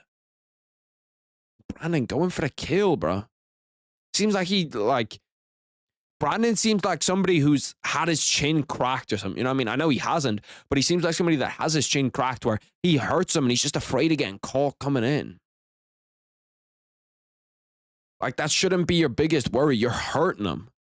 When he hits him with that overhand, he does catch him clean. He does hurt him, but he just gives him a lot of time to like recoup and rejuvenate. 50 seconds left inside round 2. It's been back and forth. Bro, he's fucking loading up on those leg kicks, man. He is literally putting 100% into those leg kicks. Brandon Moreno's right hand beats Steve Erceg's jab there. Or sorry, Brandon Moreno's right hand beats Steve Erceg's left hook. 30 seconds left in round 2. Nice one too by Steve Erceg. Nice little combination. Brandon Moreno does a good job defending it too, though. This round 2 is a little bit harder to score. I feel like we could lock this in for Brandon Moreno if he actually went after Steve Erceg after he hurt him. But since he didn't, it's kind of hard. 10 seconds left in round 2. 5 seconds left in round 2. Difficult round to score. Probably leaning Erceg, maybe. That one's really tight, bro. That one's really tight. That one's a really, really difficult one to score. I'm probably just about leaning Erceg, though. Probably just about leaning Erceg. Moreno 10-9, 1-1. That's not an easy one to score at all, boys. That's not an easy one to score at all. How are you scoring it, boys? How are we scoring that one? I'm interested.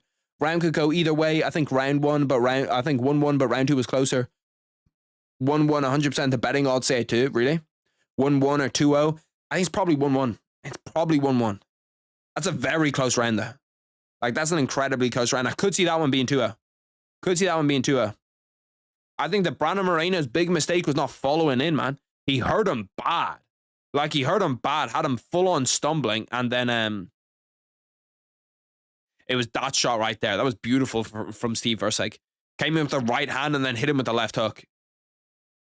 Yeah, I think that Brandon Moreno was actually close to getting the finish. Like, he actually hurt him.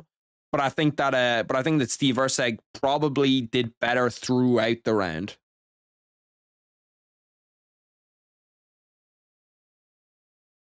I wish they give 10 more rounds, lol. Yeah, these guys are scrapping, Loki. This is a good fight. It's a very, very good fight.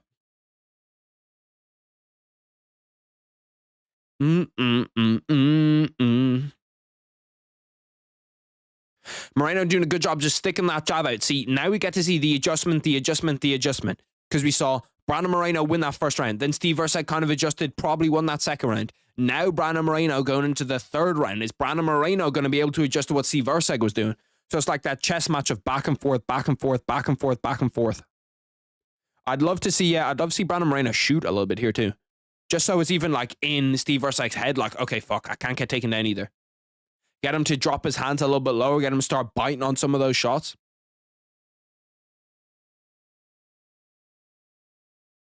And Brandon has kept Steve Erceg on his back foot literally the entire fight. There has not been one moment where Steve Erceg's actually on his front foot where he's actually pressing Brandon Moreno. How's the card been so far? The card in terms of names is pretty shit. The card in terms of fights has actually been good. It's actually been a very, very fun card in terms of fights. We've had a ton of finishes on it. Ton of finishes. Or at least on the main card. I didn't watch all the prelims. I watched the C-Rod fight. I watched some of the prelims, but I wasn't locked in on all of them, so I couldn't really give you a rating on that. Main card's been fun, though. Nice uppercut by Steve Erceg. Steve Erceg's doing a good job of that, like, knee up the middle, that uppercut, all of those different shots. That's kind of where he's making his money right now. Yes, I'm ahead of you with the Spanish stream. No, it's crazy. ahead of the legit pay-per-view broadcast, man. What have we come to? Stream East have actually, like, gotten too good. Like, their power level is actually too fucking high. 3 minutes left inside round 3. Nice leg kick by Brandon Moreno.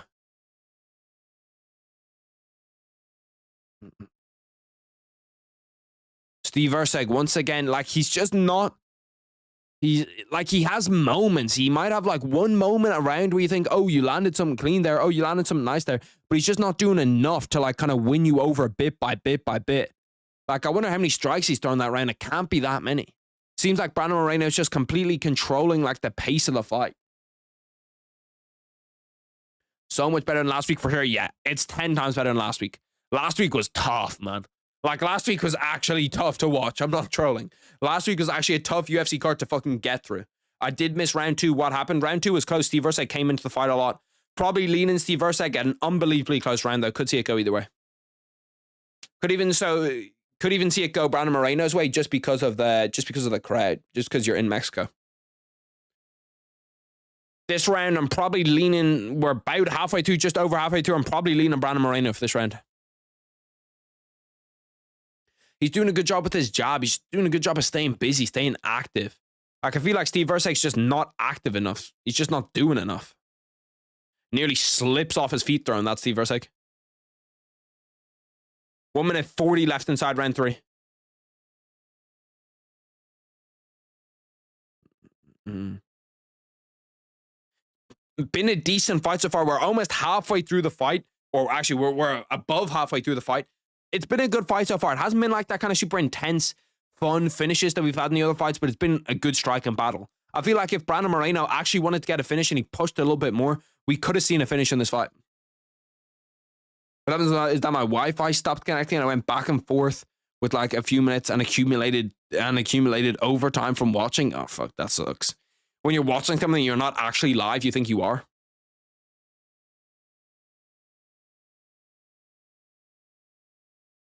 $50 seconds left in round 3. I want to see Brandon Moreno push the pace here a little bit. Push the pace. Distance, head, striking, accuracy. What the fuck stat is that? What does distance, head, striking, accuracy mean? Head striking accuracy from distance? I don't know. It said 24 though. And it's a percent, so it's how accurate you are. Oh, no, I don't fucking know what that stat is.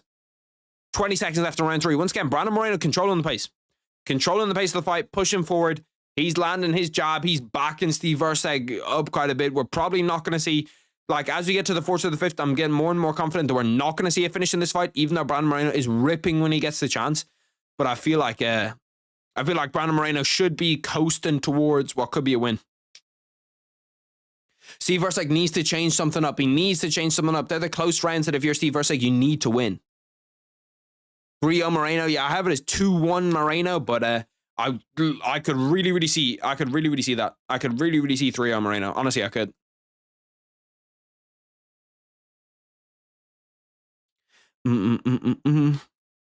Moreno could be up 30-27 on judges' scorecards right now. Erceg's in trouble. I agree. I think that Erceg needs something big, and I don't see him finishing him. I really do not see him finishing him. Like, I don't see a world in which he finishes him. The betting odds is just getting worse for Moreno. Really? What are the odds right now? I have that round for sure going to Moreno. That one's not even really close for me. Do you think that Brandon Moreno lost that round? Fuck, we're throwing a little bet on Brandon Moreno.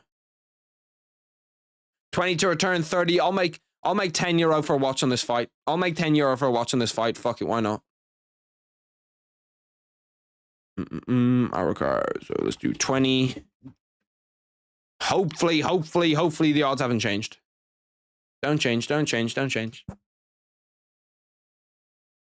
me get my bet on. Thank you. That's an absolute lock, boys. Brandon Moreno at this point could be up 3 rounds, is definitely up 2-1. I do not understand at all how they think that Steve Erceg is winning these rounds.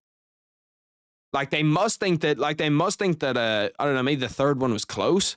It was kind of close, but wait, you think Erceg definitely won the third round? I was sure that Moreno won the third round. I was sure that Moreno won the third round, could have won the second round, and definitely won the first round.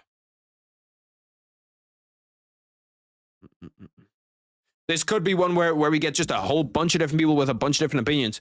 Moreno leaping in with that left hook again. That one doesn't land as clean as the other ones did. Oh, I need to do timer. My bad, need to do timer. 405. No, 400.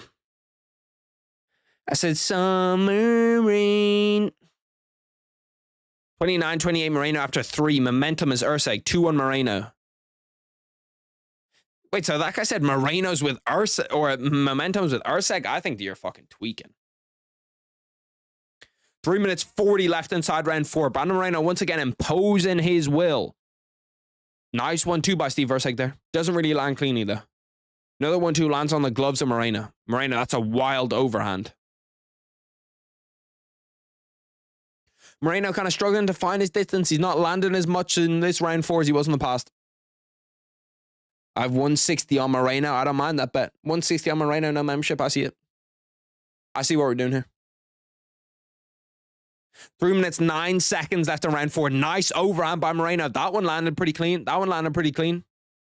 He needs to combine. He needs to, you know, find something with it though. Throw something after.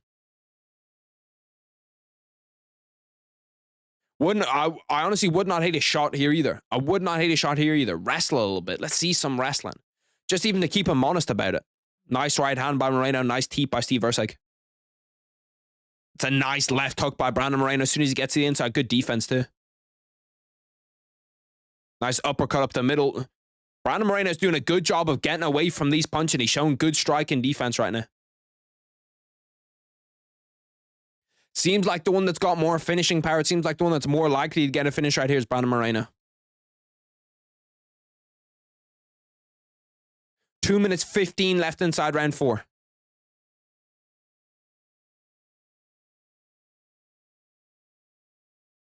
Two minutes 10. See, like, there's not really a whole bunch going on in this fight, to be honest with you. Like, there's not a whole bunch going on. It's super technical. It's super back and forth. It's like a striking fucking, like, you're just sitting here breaking down the striking. But there's not much that either guy's really doing. It's all, like, really subtle shit. In, like, foot movements and feints and what counter you're showing and how I'm going to counter your counter. But there's not actually a whole lot going on. It's like that chess match type of thing. Nice right hand by Brandon Moreno. He's sneaking those overhand rights over the top. Over Steve Erceg's jab every single time. 1 minute 35 left inside round 4. Bro, I want to see Brandon Moreno shoot here, bro. I want to see Brandon Moreno do what Pantoja did to him. Where a close round 4, take that shot, man. If you can like shoot on him, hold him down for the next minute and a half, you pretty much guarantee this round. Wish his corner would say it, man. I wish his corner would say it, man. Wish his corner would say, take down, take down, take down. 1 minute 5 seconds, almost 1 minute left. It's a really difficult round to score. Really, really, really difficult round to score. Because Brandon Moreno has landed some of those nice overhands, hasn't landed his jab as much. Another close round. You have this one and round 2 are both really, really close. From Brandon, man, I'd love to see him wrestle here, bro. Wrestle, wrestle, wrestle. Think about shooting, bro. The shot is right there because he's even got the right setup. Keeps on circling the way that you'd want to shoot at his legs. Is he feinting it there? Yeah, there we go. There we go. There's the shot. Now, can he finish from here? Can he finish from here? Steve Erceg manages to get the double unders, lose it. Brandon Moreno on that single leg again. Not sure he's gonna finish it. This is good control time. Even though holding him up against the fence, bullying him up against the fence. Land some elbows off of here. Drops down. Can he finish that? Gets him down. Doesn't manage to finish it. Steve Erceg tries to roll out of it. That's good control time, though. That's good control time. That's good control time. See, look, that's what I wanted from Brandon Moreno. That's what I was calling for. Opened up a cut on Steve Erceg's head, too. They just announced UFC Noche for September, did they? Where did they announce that? No, they just announced that mid-UFC card. Let me see this. Let me see.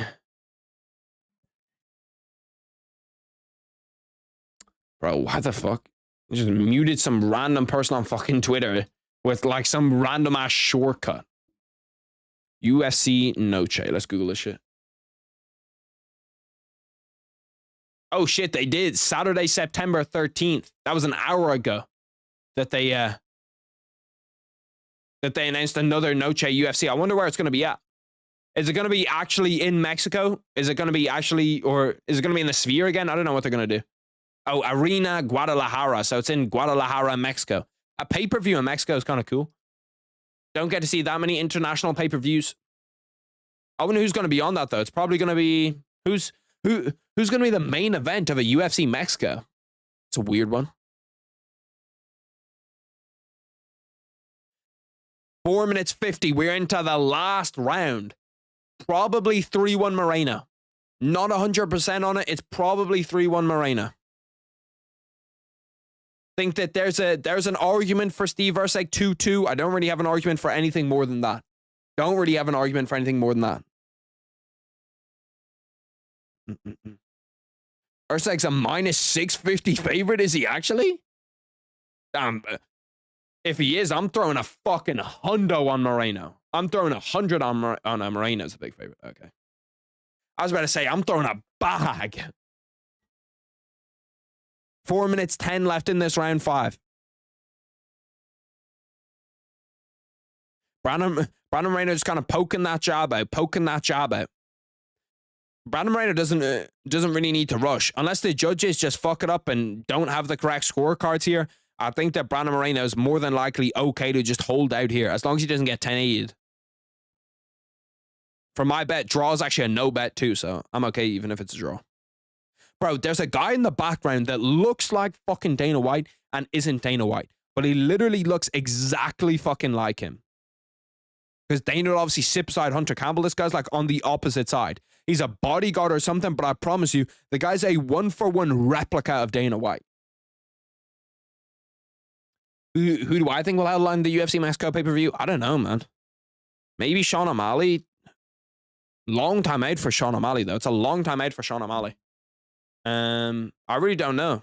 Like, I don't know who else is there. You mean Brandon Moreno chopping the legs? Because I've seen Brandon Moreno chop, like, he's like fucking swinging at those legs. Nice head kick after by Steve Erceg blocked though. It's been that kind of a chess match of a fight. Brandon Moreno does such a good job when he gets to the inside of throwing and landing cleanly. Like that big exchange, he just lands 4 or 5 power punches.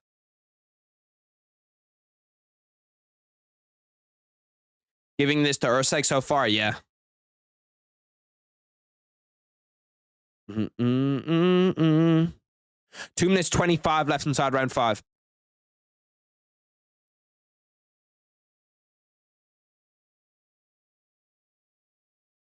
Two minutes 15. We're kind of just ticking through the seconds now. Steve Erceg needs to show some urgency here. I'm not sure what his corner said to him. I'm not sure what his coaches have said to him. But if they haven't been like showcasing the we need to go, we need to finish here in this last round, like if I'm Steve Erceg now I'm starting to take risk. Now I'm not worried too much about the overhand or the left hook or anything. Start to push the pace. Start to put Brandon Moreno on the back foot because you're probably not going to win this fight on your back foot. So you need to push Moreno back a little bit.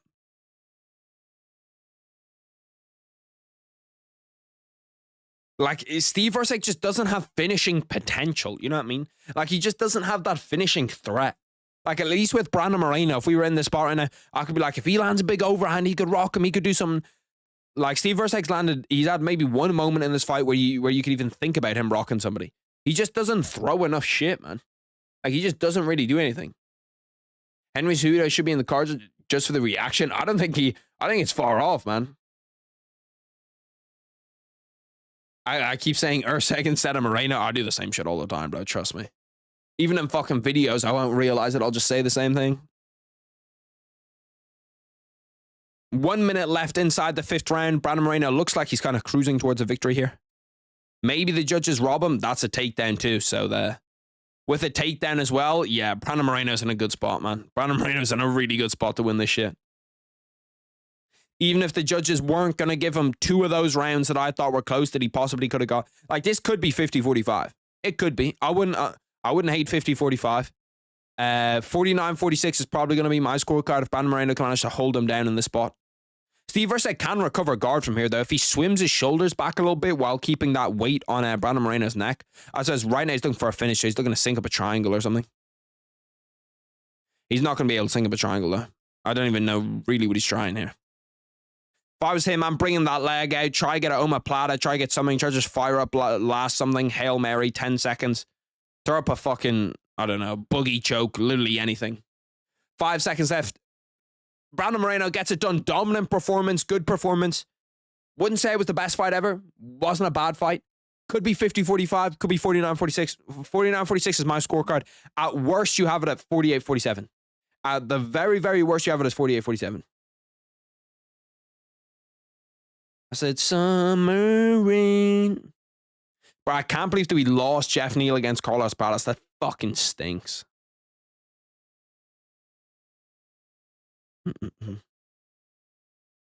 Erceg's good, but he's better be on a 3-fight L streak, sadly. Yeah, like he's a decent 125er. He's currently fighting people that are at a class that he's not at.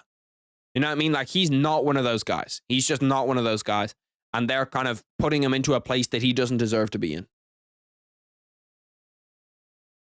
50-45 Erceg is crazy. Wouldn't be the craziest thing, though, with these fucking dodgy judges, man. I wonder when they're going to start releasing, like, events, or not events, fights for that UFC 315 card. When is UFC 316, too? Is that International Fight Week, or is it 317? No, that's not International Fight Week. 317 is International Fight Week. 317 is what? Saturday, June 28th. Is that International Fight Week? Or will that be 318? Is 318 International Fight Week? When is International Fight Week UFC 2025? June 25th to 29th. Okay, so 3-7 or 317 is going to be International Fight Week. I wonder who they're going to get on these cards, man. 316 and 317 could be big cards for the UFC. What were the scorecards? I didn't even hear it. I just presumed that Brandon Moreno won. That was the freest cash of my entire life when I saw him. When I saw that they had him at a. Like, I should have put more money on that. I only put 20 on. I could have put fucking 50 on. That was free fucking bread. That was unbelievably free bread. Because I knew that Brandon Moreno was going to win that fight anyway. I knew that he was going to win that fight anyway. It was pretty much a guarantee. It was a lock. That's why it should have been Cape. Erceg's being fed to the wolves. Yeah, at least Manel Cap would have been a little bit more interesting. Manel Cap would have been more interesting. Unanimous 49-46, yeah. My scorecard, I like that scorecard. I think that's a good scorecard. Summer rain. Who does Brandon Moreno call out? Is he talking about a title shot? Damn, he's getting fucking emotional in his post-fight interview. He's saying that he loves Mexico, that he loves the crowd, that he loves all the boys. He put on a good fight for them too, man. He put on, bro, the crowd love Brandon Moreno. Why wouldn't they, man? Shout out the fucking big dog. I made a bag. Good for you, Triple Threat, bro. I'm happy your shit came through. I'm happy to see all the boys making bags. I have Moreno 4-1, but watch him get robbed. Nah, he was never like that. Would have been a crazy robbery. That would have been a crazy robbery. Like, even for that to be split would have been unbelievably like that would have been fucking disgusting if that was split. I'm surprised we didn't see a little bit more variation in the scorecards there. I probably would have had it as like 54. I thought maybe 150-45 in there, 249-46s. But anyway, boys, I appreciate all the boys. I've got to be up kind of early tomorrow, so I'm going to end the stream. But I appreciate all the boys for showing love, especially Niffy, Project, Triple Threat, all the boys. You know yourselves, man. Like, all the boys know that they're fucking Amir. I appreciate you showing a shit ton of love. Let me scroll back up through. I need to scroll back up to Joe Swanson. I appreciate you showing a shit ton of love. Messi, I appreciate you showing love. Like, all of the fucking boys that have come through. Will, I appreciate you showing a shit ton of love. All the boys that have came through, I appreciate it. Nippy with the 5 to end the stream. I fucking appreciate you, brother. Love you, Niffy.